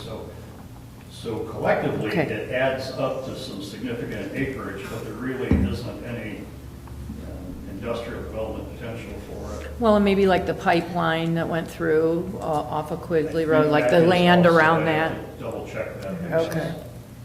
Example. Not all of that is considered that kind of a use maybe, but for sure the electric lines. And the distinction between vacant and improved is the presence of a structure. So Okay. that's, to Marty's point, why the substation is considered improved is because it has a structure there as opposed to the transmission lines that there's no, well, I guess you consider the poles may be a structure, but not a substantial kind of building erected. Okay. And then if you look at the future land use plan, which again, we were talking about on page 67, well, the map that shows the industrial vacant is existing land use, so that's there, what's there now, but we haven't designated very much industrial on the future land use, if at all, I believe. I think we kind of included some light industrial uses in the, there's a future land use designation called neighborhood commercial. So that is intended to include some very light industrial, so small machine repair, kind of just that use that kind of straddles the line between commercial and industrial, not the production of heavy manufacturing, nothing to do with substantial chemical usage, but kind of that small machinist, someone working in the garage type use. Also, on the beautiful map on page 33 that looks like a mosaic painting, so cool, it doesn't, everything is defined other than the white. Yes, so that white, if you look at the table on page 32, that the white is the residential improved properties. So I can add a legend item on that map just explaining what the white is. Residential improved, okay. So we essentially excluded all of the properties that have a home on them and somebody was living from this analysis because those are very unlikely to change over the next 20, 50, 80 years. We were really focused on the areas where is there development potential in the township and strategically planning kind of around that potential and opportunity. Because this area where this subdivision is going in is white on this map. Yeah. And it's already got an approved site plan. Right, so that's reflected in the white. Oh, that's what it means. Yeah. Oh, okay. I'm still not understanding that, I think. Oh, It's where homes will be. will be. Okay, all right, Well, I it's get it. earmarked already. So really, the colors on that map are looking, one thing we worked on the steering committee to identify is we really wanted to know if development is coming to the community, where is it most likely to occur, so we can kind of plan for that and strategically plan around managing growth, kind of going back to one of those key themes as being managing growth. And so we wanted to understand kind of what is the land that's in flux? Like, what is the land that developers might look at and say, you know, I see potential there. Like, it's going to be maybe a low cost entry. I can make a lot of money there, put some homes there. And so to do that, we had to identify kind of all of these limiting factors. So if you look at table 9 on page 32, kind of running from the top of that table down, MDNR school properties, almost no development potential, hardly anything is you can't build on a state park, it's always going to be a state park. You really can't build on school property, it's always going to be a school property. So we kind of eliminated that. We're saying that's stable, that's never going to change from what it is. And then kind of moving down, we look at non-state owned public parks, other exempt properties, so that would be things like churches, again, fairly stable, but not as stable as those state parks and school properties, and kind of just working through limiting factors there down to understand where essentially is the land that might be in play for development, so we can plan and manage that growth. Marty, is that I feel like we worked so long on that analysis, I could talk on it for an hour summarizing, but it's been a challenge.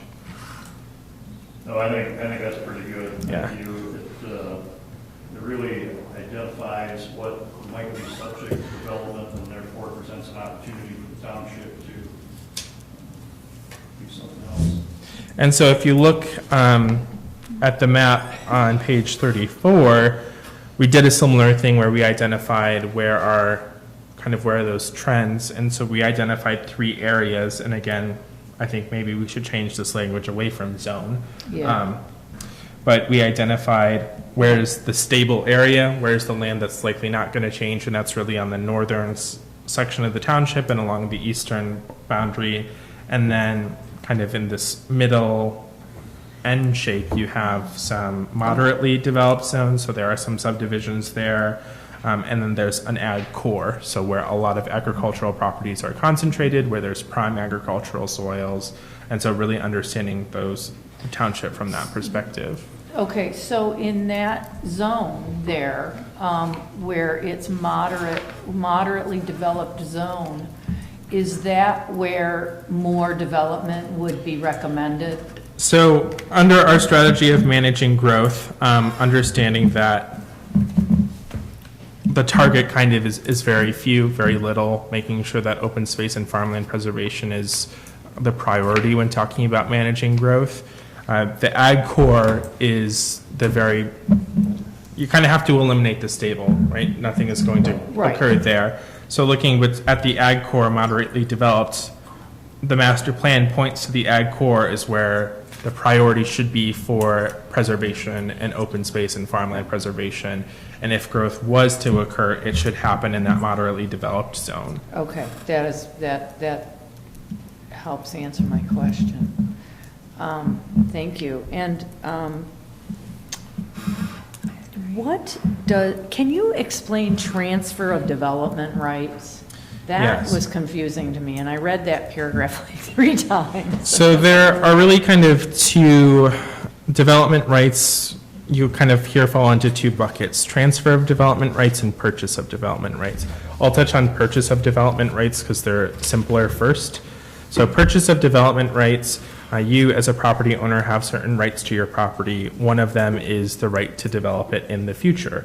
You can sell that right to, often conservation districts will buy that right, local governments can buy that, other organizations around preservation of open space will buy that right from you for a certain cost. And because they then own the right to future development, someone can't come to that property and say, if someone was to buy your property, they can't put a subdivision there, they can't develop it because someone else owns the rights to future development.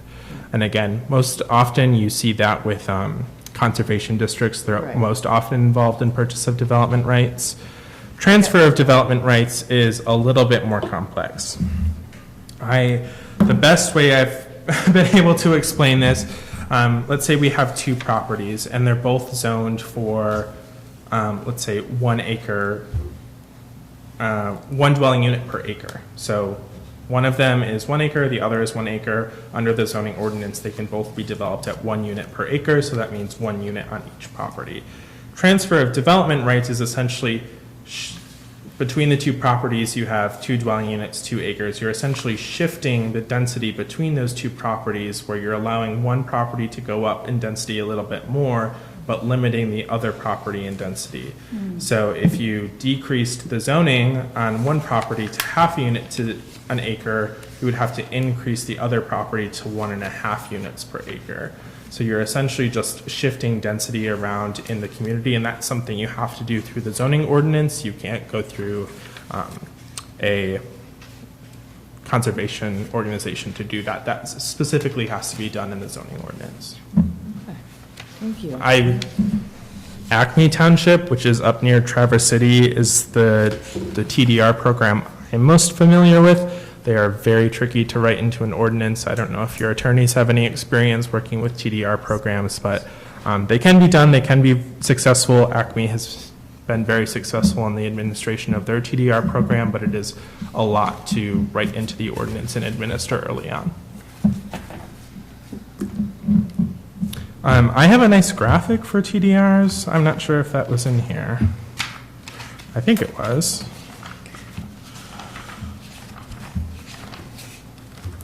If not, I'll add it in.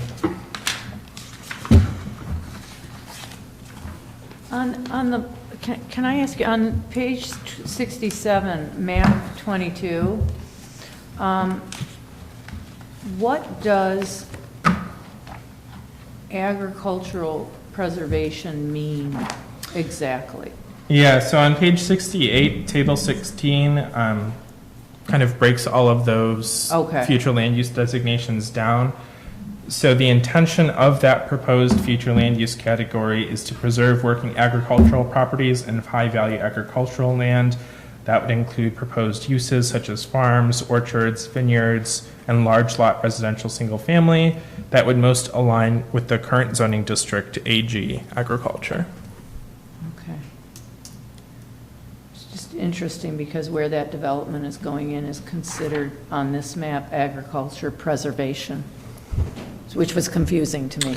Yeah, so because that is going in and approved, we would likely need to update that property to reflect its approved use.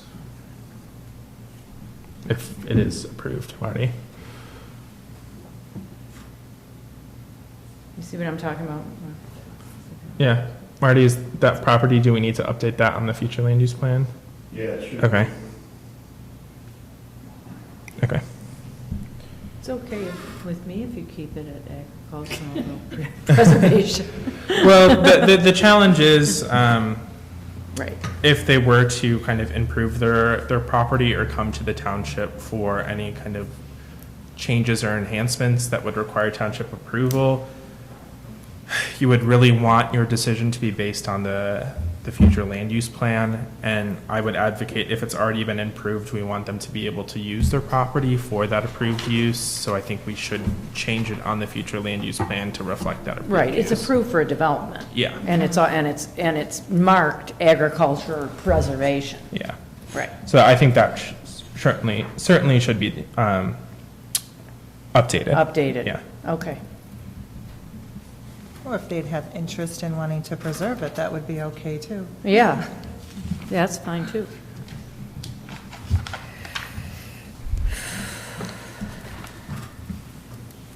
I think I might have exhausted my questions. The things that are most important, for sure. Okay. Laura, will you send those to me then? Please, The- all of your them. You have questions? them written out? Sure. Yeah, that's awesome. Yeah. Okay.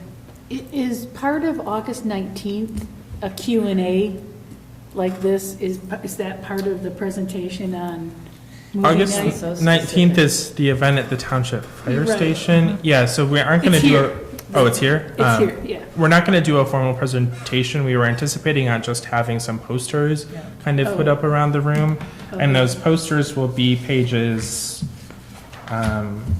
60 through 64, the 5 cornerstones or key themes throughout the master plan that provide a little bit of background, and then some actions relating to each of those 5 key themes.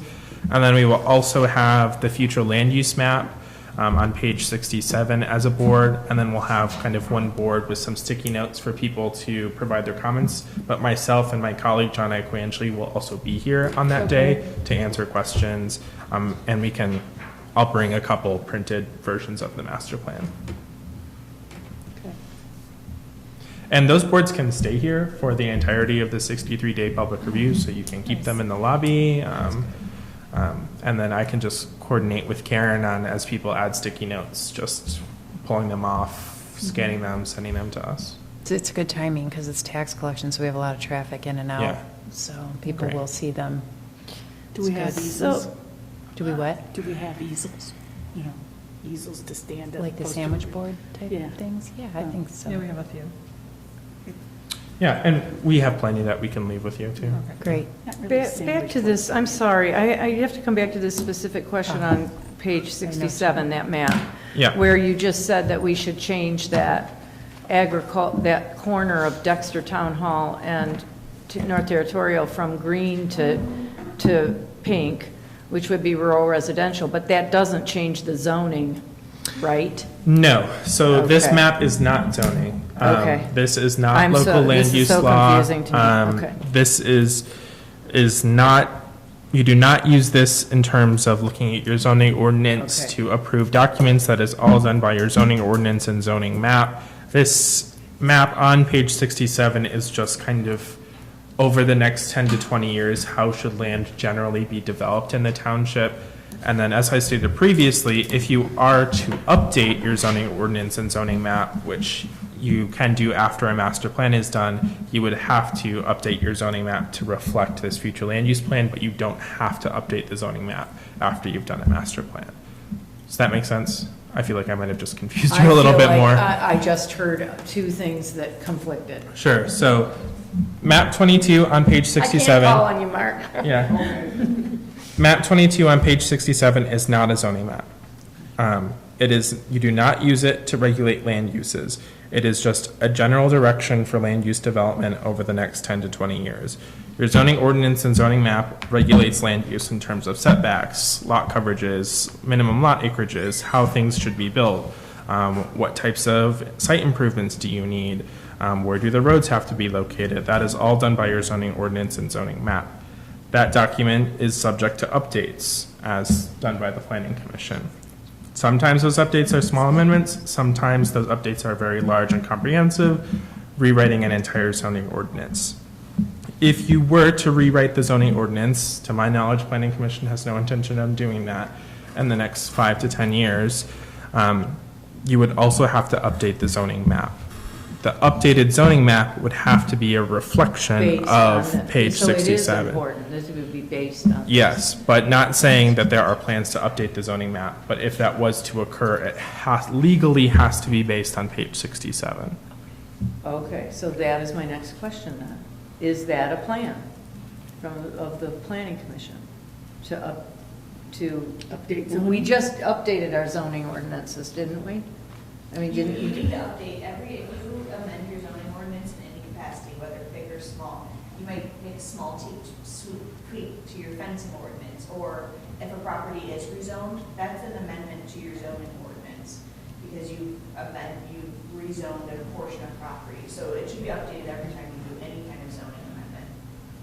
But you're talking about a large scale. Yeah. I'm talking about rewriting your rezoning, entire- yeah, that's what I'm Yeah. talking about. Well, Are we gonna that's a do- big process. Oh. Most townships do it section by section. Is there something you want to focus on? Lake use. If you want to focus on fences, if you want to focus on every time a development gets rezoned, that's technically a zoning map amendment. So that gets updated contemporary. Usually it's small sections, not an entire zoning ordinance in my experience. Yeah, and we do have recommendations in the master plan to update the zoning ordinance, but it's very small language things like adding, let me find an example. There's a zoning table, I think, zoning plan, yeah.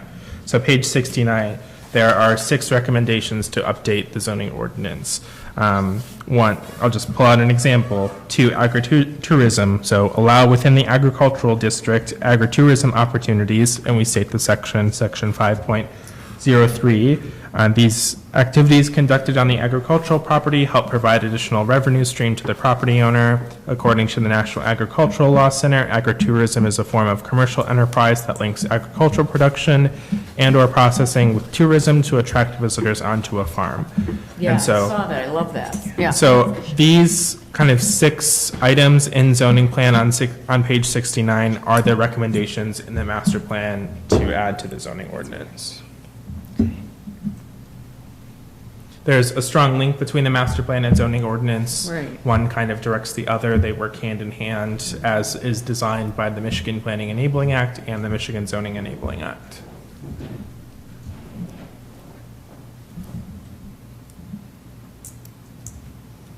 Does that clarify the questions? Yeah, I hope I'm not the only one that No, doesn't there's going to be a ton of them. know some of these things, or, they don't come easy to me. No, questions are good. Yeah. All right. Are there any Thanks. further questions for Ron? Thank you. Thank you, Rowan. I will say it's a very readable document. Yeah, Like, it's really nice. It's a nice read. I would like to They're give. not all like that. Yeah, that is really owed to the work of Planning Commission, who put a lot of Thank you. energy into making this document as user-friendly as really- possible. It is a Beautiful. nice, it's a nice, I think residents will enjoy reading it, just. Thank you We for can your get it hard to work on it. Your hard work on it, Roland, and everybody's, the planning commission, the whole team. I'll ask a quick question to the board. If we approve tonight to release it to the public, thanks, Ron, do you want that as an attachment to an in-the-loop publication? Like, should we attach the draft? Like a link to it, or? Yeah. We Yeah. could, yeah, I That's fine. think definitely. Laura made some really good suggestions tonight, and Yeah. I was just thinking about, You want to delay the public? Well, no, but I mean, because I think that some of the revisions, I don't know, can we release it tonight with kind of like what the planning commission did, with a chance for these revisions to take place before the actual public sees it, or can you not do that? Can we, you know what I'm saying? Like, Yeah. as we're in the meeting tonight, can we Yeah. approve it to be released to the public, but then also have the caveat of it coming back to you guys with some of Laura's suggestions and some of these, because I feel like some of them were, Well, some- they're really your suggestions based on my questions. Yeah. It's feedback, basically. My concern is that if we start 63-day today or Yeah. tomorrow, we won't have the document with the revisions in time for the public to review at tomorrow. I see, okay. I think you could probably, in your motion, state 63-day to begin on this day. Oh, Attorneys, how do we feel about that? I think that's fine, but Yeah. this is a public comment period, and I understand wanting. yeah, and I get that too. Every comment, but you all have comments, and you're gonna all email them, and so if you're ready to kind of move this forward. Yeah. But I see no problem with Rowan. Yeah. That's a great recommendation, and you can do that. Yeah, so release the document for public review beginning on just maybe 10 days from now or Yeah, that's fine. 63, and then we can have the document with the revisions that we talked about. They shouldn't take long to do, they're pretty minor. And then when that 63-day period begins, we have the document with those revisions ready for public review. And we don't have to do that either. I just want to convey makes that sense to everybody me. should feel comfortable, before it goes, because, I mean, when the public sees it, it's a beautiful document, and I think that the suggestions you made, Laura, like, improve it, actually, significantly. Yeah, I would so- agree that, Especially the beginning with the Yes. Native American history Yeah. of the Yeah. property, I would think. and I And I think know, that- I know the planning commission, they were very thoughtful about what they were presenting, even releasing to us, let alone the public. So I want to be just as thoughtful in that process too, so. Marty, any objections, planning commissioners? No, I think it's a good idea, and especially those items that somebody reading it for the first time would say, oh my gosh, they're doing whatever to the zoning. They especially appreciate that after we look at this for a while, we don't look at it with fresh eyes. Right. So we missed something like that could cause a lot of undue consternation. Stress. And lose the focus of what the document is really trying to do. So, Yeah. I really appreciate all those comments. I think to Marty's points, the one specifically around zone or zones, Yeah. getting confused with actual zoning is very critical, that there's a clear understanding Yeah. between zoning and maybe what we're talking about as larger trends or functions of areas. So where does that leave us? Does it leave I us think- approving it or Yes, not? well, approval of releasing it to What's the the public date? with the date of the actual Did we release. do an So- August 1st date? I was going to say. Yeah. January. Because, 12 and days or something? And Supervisor Sickenga, I mean, she reiterated this to me as well. If people don't feel comfortable just pushing it off right now tonight, that's totally fine. Like, we really Okay. want to make sure, I mean, this is an important thing. Everybody's worked really hard on it. We want to make sure that it's presentable to the residents, so I. So we think could August 1st include the fee, it could be, these edits Yeah, could this be can be made made. in the Yes, draft. before, I think yeah. it should be, I yeah, agree. yeah.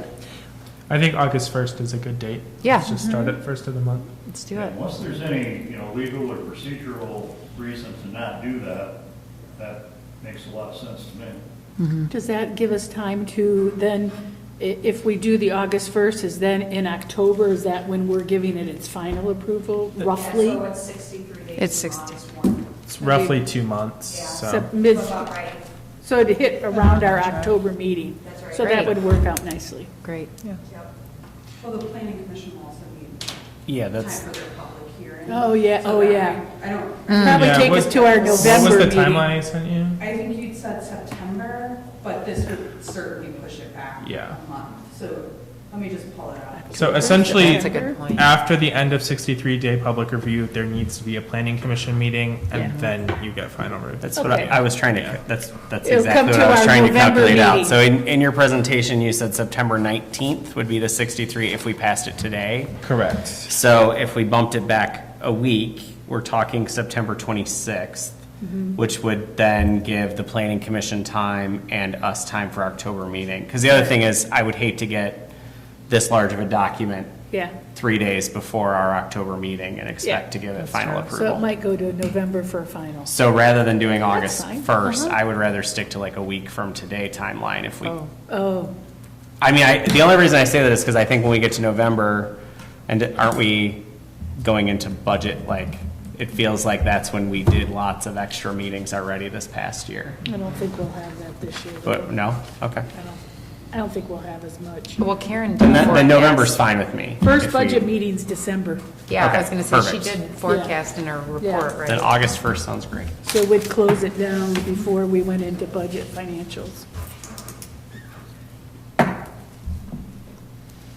Thank you, Ruth. That also gives It gives the Beckett planning and commission. Raider to time and not to be under, I'm sure, because you guys got the time crunch Yeah. last. I am out of the office the rest of this week, so an extra week And it would gives be planning the month of appreciated. October Yeah. to, Yeah.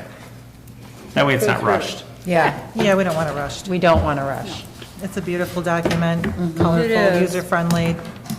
Yeah, one of our planners It has is a pretty. background in graphic design, and when we review it with planning commission, or steering committee, it's all just in a Word document, and then you see They it. make it Michelle, look I don't good. know if you've seen it in this form, but since it was in the Word document, but there's such a difference between the Word document where we review it and this final document where our talented planner / graphic designer puts beautiful. it in its final document. Yeah.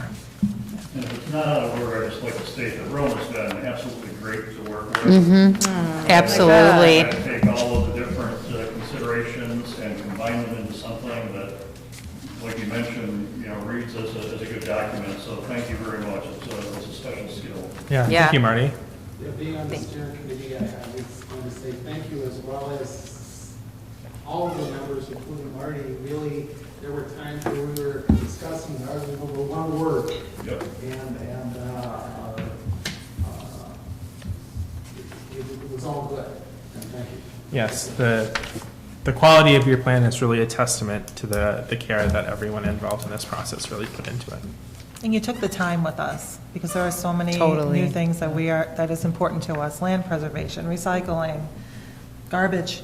So it was a Yeah. really nice. Hopefully, this document will serve you well for the next decade plus until it's time to do it all over again. Yeah. So Not do we, publicly. so what do we do of just this language that was suggested on Yeah. page 29? Yeah. Suggest do we make a motion? Absolutely. So would someone like to make a motion to release the Dexter Township Draft Master Plan for public review and comment August 1st, 2023? I'll move to. I'll second. And I'll do a roll call vote for this. Trustee Sanders? Yes. Trustee Nolte? yes. Trustee Scott? Yes. Treasurer Metz? Yes. Myself, Clerk Stambolelli, is yes. Thank you, motion passes. Okay, now to follow up with the Beckett and Raider master plan. Do you want me to run through the resolution? That would be fantastic. And apologies, none of you have seen it before tonight, you sent it to, but it was something that, and as Jerome noted, you're a township that did not have your board approve the master plan, you had it come from the planning commission, which is what's provided under our planning enabling act in Michigan law, but if you would like the authority to approve it, you have to have a resolution ahead of time, giving the board that authority. So we wanted to include that resolution because you were having that discussion tonight, and Shane came down to the resolution. Yeah, and that's really all that this resolution does. So the recitals just kind of You walk. don't have it. Do you have a copy? No. So the recitals just kind of walk through where the statute of authority comes from. So as Alex mentioned, the Planning Enabling Act authorizes a planning commission to grant final approval to a master plan unless a township board has asserted their right to be the body that gives final approval. And so you need to do that via resolution. And this resolution will just allow the township board to reserve to itself the right to ultimately approve the master plan. So that'll be the very last step in the process. So as we've talked about the 63-day comment period, then the planning commission will have a public hearing. When they are ready to approve it, they will send it to the board will then review and decide to approve it. Keep in mind at that time as well, you can also send it back to the planning commission if there are additional revisions that you want made. So it's not, an up or down vote, you're voting on the master plan, just once. You can send it back for further revisions. Yeah, so this, just kind of sets out those requirements and the logistics to get the board in a position where they can be the final decision maker on the master plan. It doesn't commit you to approving the master plan or anything like that. It doesn't commit you to any deadlines. It just gives you the authority to do so when the time comes. Could you read the title for them, so Of course. if somebody wanted to repeat it? Yeah, so it's a resolution asserting township board right to approve master plan. What's the resolution? And that resolution number is 23-670. I'll make a motion to approve resolution number 23670. Second. And I will also do a voice vote for this motion. Trustee Sanders? Yes. Trustee Nolte? Yes. Trustee Scott? Yes. Treasurer Metz? Yes. Myself, Clerk Stambolelli, yes. Motion passes. Thank you. Okay, next item will be an action item A, approval of the July 18th, 2023 meeting minutes. Would someone like to make a motion? I'll make a motion to approve the minutes from July 18th. Second. Discussion? All right. Easy. Seeing none, all those in favor of approving the July 18th, 2023 meeting minutes, please say aye. Aye. Any opposed? Okay, next action item, C, motion to approve a budget amendment. I'll move to approve the budget amendment.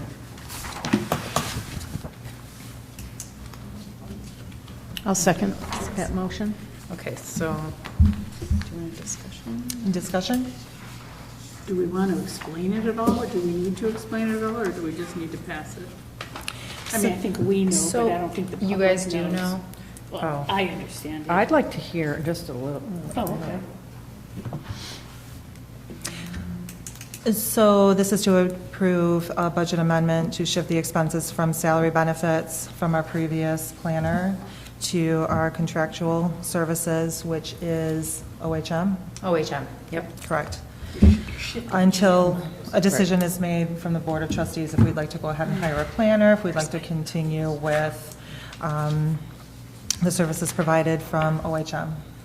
So Karen did send me a message, and she basically just said, she asked for the DPZ salary to be moved to contractual services. She is not asking for a change in the zoning ordinance officer's budget line that resides in salary, which allows us to replace that person as recommended by the CACA and our attorney. We met with the CACA, I guess it's the office manager, Devin, and as well as Matt Forrester, myself, Michelle, and Karen, what was that, Michelle, a couple weeks ago? And Yes. sat down and kind of talked about, how we could make improvements and in what direction that we needed to go with our DPZ. And then we also spoke with the attorney, and she informed us that this is highly recommended for us to have a zoning officer present in the building. So myself and MC met with a lady that came recommended to us by David Rohr, our former director. She was recommended by him as well as the CACA. And she came in, we sat down and met with her. MC and I brought her on, and Karen gave me the go-ahead if I liked, the interview to go ahead with her. I did. She's amazing. She has an amazing resume. She just started today. So she's kind of getting up to speed with MC as far as MC, knows of our office and the functions, because she's still trying to catch up herself. So they're going to be kind of working together for the next 6 weeks. I'm just saying, do you know who MC is? Yeah. Oh, okay. I just said. So MC is Lonnie basically knows our that. representative from OHM that is working here 2 days a week in our building. Okay. So any zoning questions that the residents have, basically Okay. she's, That makes, okay. yes, sorry. I really helpful. sometimes No, Yeah, don't realize who I knows what. knew who she was, but I Okay. didn't know if they. Okay, And yeah. OHM are our consultants. Yeah. So Yes. this is a That I positive know. that we're Yeah. able to Yeah. She utilize is, them. yeah, our Okay. representative So they are from familiar. them that's helping, and the residents are responding to her very well. She's, Great. yeah, it's really, really good. So what hours is she going to work? Who? The new She- zoning. I'm well, sorry, so what's we her are- name? I'm sorry. Adriana Jordan, and she is working at a maximum of 20 hours a 20 hours. week at $29 an hour, so just with the former zoning officer, she's actually overqualified for this position, quite Does honestly. she have set hours that she's going to be, I'm thinking She for public is, notice. so just to- she has children, and one of them is in camp, so this starting week, she's coming in at 10 o'clock in the morning and Yes. leaving at 2. And I believe she was What's saying her Monday name? through Thursday. Adriana Jordan. Jordan. So Yes. 10 to 2, basically, Monday through Thursday? For just this week, and Oh. then she's shifting, and then we'll be working 9 o'clock in the morning until, I believe, 3. I Oh, want 6 hours? Well, So depending. A couple days a week? Yeah. Okay. Yep, I think she's only working 3 days a week. She's not working Mondays. I believe it's Tuesday, Wednesday, Thursday. Yeah, Sam? Okay. Tuesday, Wednesday, Thursday, Sam? Okay. I just wanted to Yeah. put it in the loop so people know when to reach out for zoning. And that takes the place of the other person who's here? Mike. Or the, no, MC, is that your seat? No, so basically, for now, Adriana is just our zoning officer. Yes, sir. Okay. Okay, so she's enforcing Got it. our zoning ordinance. No? MC will do Oh, that. okay. I thought you said. They haven't actually told us, but I think that. Yeah. Oh, okay, yeah, so, Okay. MC will keep doing planning. yes, MC is still doing our planning Right. portion. Adriana is doing the enforcement for now, for the next 6 weeks. And I think that at that point, with MC and her working together, we're going to basically reevaluate what we Right. need, how we need it, you know. What is MC working now? Is that what's on the front door of the building right now? Yes. Yeah. Okay, I'll just find it there. So I believe it's 2 days a week, 2 Yeah, half days. it's like Tuesday morning, Thursday. Tuesday and afternoon, Thursday, something? yeah, she's Tuesday, here Thursday. Tuesday Tuesdays from afternoon. 1:30 to 4:30. Yep. She's here on Thursdays from 9 to noon. Yes. Oh, great, thank you. Yep. Okay. So far, it's been working So far, really so well. good, working well. Yeah, Matt was able to train MC on the BS&A side of it, cash receipting, how we receive permits in, and Okay. so everybody's being helpful, everybody's working together, we're collaborating, and, you know, trying to do this the best we Great. can, right, Sam? Great, that's so good. That's lovely. Yeah. Great. So glad. So yes. Sorry, I'm like blocking you out. The topic we are on, and we already have a motion in a second. That is for the approval of the budget Oh, amendment. the budget, so we just have to vote. So now we just vote. Yep. Okay. And I can do a roll call vote Okay. on this one. All those in favor of approving a budget amendment to shift the expenses from salary benefits to contractual services for planning services, say aye. Aye. All Aye. of those opposed, say nay. Perfect, motion passes. And now I believe we are down to second call for public comment on non-agenda items. Yes. I'd like to make a comment that we're going to have the Chelsea District Library, mobile library, in the lot here on August 15th. And you can be here once a week around that, roughly that time period. And we'll also be in Dixon Township over at the United Methodist Church on Fridays. Tuesdays and then Fridays. It's an interesting concept, and kids like it. And it's especially for older people that have mobility issues and don't want to really drive in Chelsea. it's convenient. It is a hot spot too, which we could probably use. Is that in master plan, upgrading township? Yeah. It's a hot spot. Good situation, and with the district library, things are well, clean audit, good financial shape. The .55 mills that are on the bill, that's going to be eliminated. That's the end of the cycle. Wow. Little tax break. Perfect. Yes. Robert Swisscott, 5066 Westbury Drive, Eastfield, Iowa. Thank you. Thank you, Alex. I was going to ask that same question. Thank you. Any other public comments? Alrighty, seeing none, are there any issues, comments, and/or concerns of the board members or staff? I do just want to make a comment really quick. If you're looking at the revenue and financials? expenditure of the financials, so we had a substantial amount of money come in. I believe it's somewhere around $198,000 from the LCSA, which is the Local Community Stabilization Authority. Karen had brought it to my attention when she was looking at the budget and reviewing it, that seemed awfully large in terms of what we budgeted for. So she had me look into that, and it's a good thing I did. I contacted the LCSA. Actually, I contacted the county first to try to find a contact for the LCSA. Finally got a call back, and there was a reporting error from AT&T.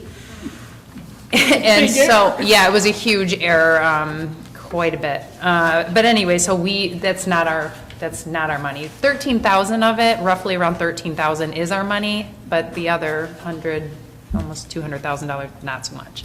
So they're going to be, so they're going to be contacting me and with formal letter, some kind of formal communication. I should be receiving that in the next week or two, and then there'll be instructions on how to return that money, but we will be receiving some money. I mean, we typically receive between $9,000 and $10,000 historically from them a year. So to see that jump, I was like, wow, is this from the pipeline maintenance? Cool. No, not really. But anyway, so I just wanted to let you guys know and give you an update on that in case you were wondering. My only other question was, are we going to get budget reports, like, end of month? Like, we didn't get one. There wasn't For one in me, my or? packet. No, clerk. Oh, There wasn't a budget printout No, yeah, not of where mine we either. stand. There's all the check disbursement, but Yeah. not an actual, you have my financials in there, And right? I would Oh, okay. prefer would you like my traditional? oh, is this what we're doing now? This is what we're the doing change? now. Would you Okay. like me to continue with the revenue and expenditure report? It's much easier to read, actually, This I is- personally think. Oh, this unless is, you'd this is like. very easy to read. I just It didn't is. know we were going to that. Like, I didn't know. Where this is it? So we Where did is it? transition to this to make it a little more user-friendly. I know, but where is it in our packet? That is Oh, it's before the check disbursement Around the underneath supervisor attachment, reports. financial Back in the reports. Page 52. Okay. Oh, okay. I didn't realize we were going to this. There we go. So if Sure, I you like would, it, but I get you. I am more than happy to send you all the traditional as well as this one. I like this. I It like just this, doesn't, but I'm it much more doesn't tell us familiar where with- we're Yes. over, under. Karen actually gave me, Yeah, I mean, it's not that and I also appreciate the narratives that happened this month. I appreciate Karen's supervisor reports. Yeah. Man, are those nice. for sure, Um, no doubt. But I guess I do want to, until I get Sure. comfortable with this, well, I can send it to you for this. Karen gave me copies of those. It's something that she's been working on. They're It's the- actually awfully helpful. well, this, And yeah. it shows also our surplus that I have we- not, I mean, I know of these. I think that's haven't coming, really though. seen them. Yeah, I think Okay. that is probably coming during our discussion. Okay. Oh, yeah, and also I wanted to say that our cash flow analysis is completed. Matt Horning contacted me about that, so we're waiting. I'm waiting for Karen because I really Yeah, you want. need a report, And yeah. also Michelle, if she wants to get in on it this Yeah. time, because I did it alone last time. And I'm kind of also waiting for our strategic planning, so we know kind of where to put the money before we start making these more long-term investments. I know we've talked about this on and on, but there is a plan in place, and I just wanted to keep you guys updated with that because somebody had asked me about it today. But because Karen's on vacation, we pushed the meeting with Matt to August, the first week of August. So we're going to sit down, talk to him, see what he says about everything, and then make our decisions Okay. about our money, so. Yeah, Michelle, if you could just send me a budget, just so I'm used to seeing it, but I like this, I just didn't know this is what we're going to. And my one other question is, why are we paying Multi-Lakes and Portage Bay Sewer Authority approximately $5,000 apiece? Why are we paying them? I don't know what that is. I'm just asking you may not know. I don't know the check. Yeah, you may not know, and it's okay, just let me know. I just wondered why we're paying our two sewer authorities $5,000 a pop. And I can get you that information. Yeah, I Is just, this monthly, Michelle? no. No. I was going to No. say no, but It's wait, definitely not monthly. does it occur at a certain I can ask time? Multi-Lakes. Well, I don't know, I just saw it on the check disbursement, and I can ask at Multi-Lakes. They have a board meeting this week. I'm just wondering just why trying to we're think. paying them $5,000. Is it can't be tap fees because they would be paying us, isn't it? When they get new tap fees, they pay us. Correct. So I'm just wondering, I was just wondering, you don't have to Yeah. answer now, I'm just wondering what it was. And what page is that on? Would you mind, It's Karen? on your, let me look here, it's on page 6 of 6 under your check disbursement report. It's this part here. It says due to Okay, Multi-Lakes, perfect. it's their O and M accounts with operating and maintenance. I just don't remember seeing paying them. Okay, It might be taps, I don't know. you know, it could be this is new, this is our general agency fund that we're now Let me see. supplying all of our OHM. Oh my gosh, she puts her glasses on. Very official.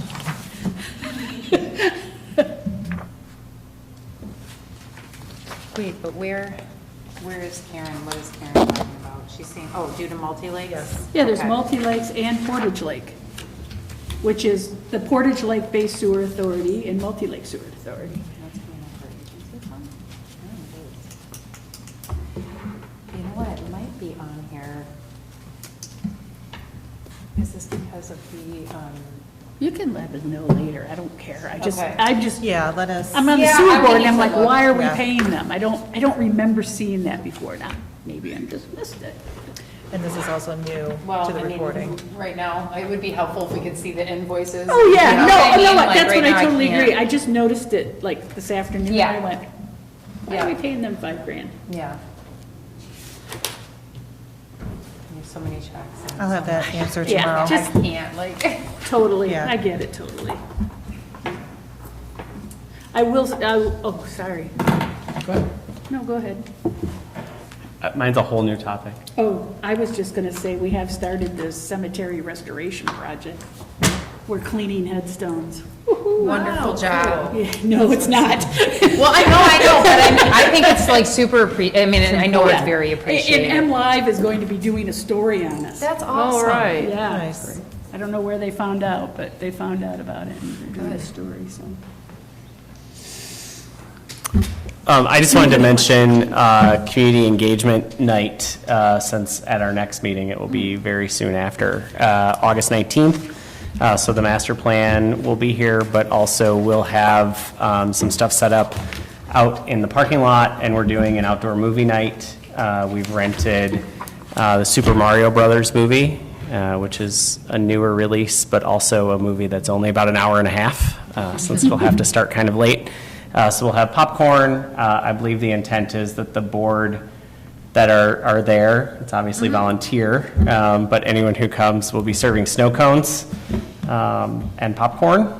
And I believe, after speaking with the chief, that the new fire UTV will be parked in the parking lot so that residents can see what the ARPA funds have supported for the community. How are you getting the word out about that? I know it went out in the tax It did. bill.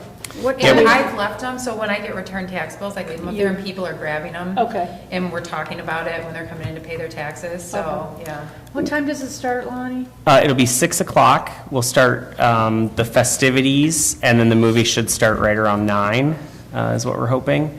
And we will have some flyers that we can put out with the actual movie on it. We're not allowed, under our license agreement, to put it in the paper, which movie we're showing, because that competes with theaters, since it's one of the newer releases. But we can advertise it other ways. So we'll have some stuff up online. I'll get you some stuff for In the Loop. And then by the end of this week, I'm hoping I will have customized some of the flyers that the place we're renting the movie from. Are we just encouraging Dexter Township residents or? Or everybody. Like Webster, or, because. Anybody. I think anybody. The more the merrier. I mean, I'm not saying Yeah. that either way, I just want to know, like, It's kind you of know. like cleanup day. Yeah. People Yeah. come. Right, our recycling, I mean, Yeah. The yeah. first 50 folks will receive some swag bags. Awesome. So, very excited about our first community engagement night and outdoor movie night. Do we want any RSVPs to get an idea if we're going to have 10? or I don't think we think can you can even do do that. that. Oh, no? That Okay. seems like No. an undertaking. Yeah. People, yeah. It's one of those things where you either, you have Show to or just don't show. show. You have to, you know, try to show up, right? Yeah. Madam Chair, can I ask a question, Lonnie? Sure. What kind of seating is being provided for all these people coming to see the movie? That's a really good question. We're encouraging people to bring their own, but we can also set out some chairs. The idea, sort of the schematic that we've laid out, will be, the movie will be set up at this end of the building, and this part of the parking lot will be blocked off with the UTV, so folks can sit out here in this parking lot. And they can park their vehicles when they come over that way? Yeah, park in Okay. that area. We're working on, although I'm finding that it is much harder than I had expected, a food truck as well. We Yeah. know a few. Been surprised. Yeah. Have you tried the Peace, whole Love, and list of Tacos?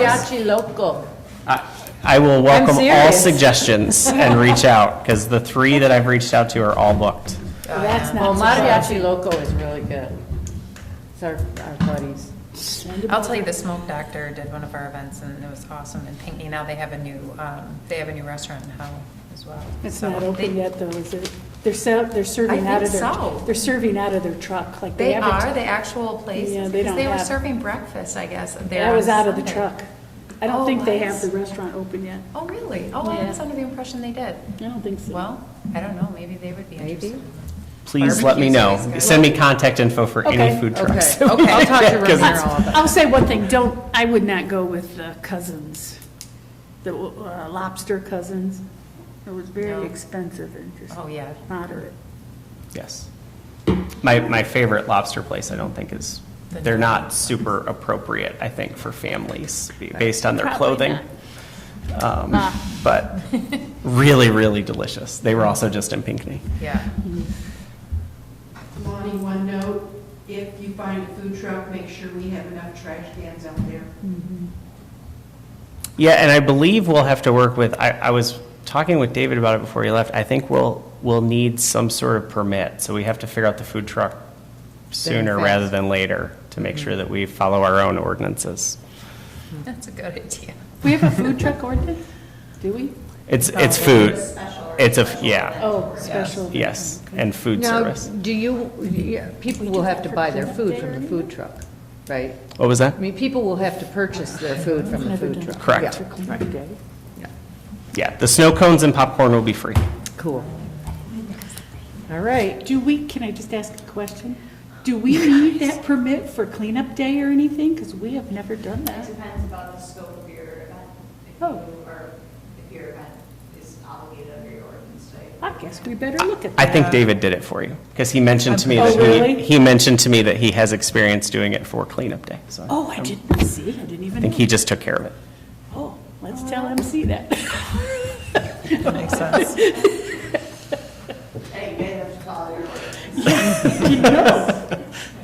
So when it comes to a food truck, just out of curiosity, do you have to give them a number of people? Like, they bring so much food, do you have to? Generally, we've been estimating the 50-ish number. Okay. For the movie, that's what we've estimated. But don't you think people just driving down, is it a Saturday night, isn't it? Saturday night, driving down Dexter Pinckney, they see a truck sitting out there. They know how to accommodate. Yeah. They know how to They'll just accommodate swing, it, yeah. people will swing in for the food truck. Maybe we should hide the food truck from the road. You know what I I mean, mean? they And will like see let it. people know, like, hey, you know, not visible if you're driving by, but like maybe put it down here a little ways. You have and to then be a that part way of the event. And the idea is to pull people in. I mean, part of this was to also get folks to come Yeah, for that's the master Working plan. the crowd. Yeah. The food Yeah, truck is the more the merrier. Yeah, They're gonna we be want happy. people to stop by. Oh, yeah, okay. All right. I just Because I- they're I- paying, right? Yeah, they Yeah, pay for their, yeah. Oh, Yeah. good, yeah. Right? Yeah. They pay for their Is there a own food. reason why we're not having the movie in the grassy area? It's going to be up by the road? Bugs. But it- yeah. When we walked it, there's like a little pad at the end of this parking lot that would be a perfect, and I was a little concerned that as it gets darker, there's not a lot of lighting on that side. The parking lots at least are decently lit and flat for people who are walking around as opposed to trip hazards. And we'll also have to run power, so we thought we could run power out this door. So logistically, that contained area seemed like the best place. And that might be something we want to work on too, because these lights tend to go off at sometimes 10, sometimes 11, and it gets dark here really fast. It's really dark. Really dark. How many cars can we fit in our parking lot? Do we know? We Roughly? counted spaces. 60, was it 62? We were out there counting spaces. We It was a walked it. lot. Yeah, Okay, we good. counted, it was Yeah. more than that. It was between I 60 forget, and it's a lot 70. of space. It was a lot. Okay, It was a cool. lot it was I a lot have more never spaces counted. than. We, Yeah. when we were here for, I believe it was Sam's welcome party. Yeah, we were out. Okay. We went out and I drew it out on like an overview of a map, so you can see where the tables will be for popcorn, where the screen will be, where people. That's Great. nice to know for elections. Thank you. Okay, great. Great. 62. Interesting. All right. Well, perfect. We've lost a trustee. She's on her way back. I'll make a motion to adjourn. Are there any other comments? Concerns? Issues? Karen? Well, I was going to give just one short little informational in case you get asked. Because we have the PFAS issue Yeah. that's happening with multi-lakes, there will be about 10 or 12 homes tested on North Territorial from the sewer facility towards us. And that will be happening in the next week or so. Those people have been contacted, and I think 6 of 12 have already agreed to be tested. And we'll let you know the results after that. But it looks like anything with deep wells is testing clear. 30-foot wells have been showing some PFAS. And so that becomes an issue in our zoning, especially for Nature's Preserve. Like, they need deep wells, being real close to the sewer. They need 100-foot wells. But that's a county issue, I believe, isn't it? Isn't that what I was told? It was a Washtenaw County issue. And Washtenaw County will start requesting 100-foot wells for Nature's Preserve and that. What about Hillside Acres? That is one test site. So we don't know yet. Yikes. Interesting. Yeah. Thanks, Karen. Yes. Okay, I'll talk to you about it. Yeah. Well, I'll know more after Thursday and then next month, because letters have been sent out, we've been setting it up. But it's I didn't ready to even be know about tested it. now. Yeah, we haven't really gone too public. Okay, would someone like to make a motion to adjourn? I'll move to adjourn. I'll second. All those in favor of? Aye. Bye. Aye. Aye. All those opposed? We're out of here. All right.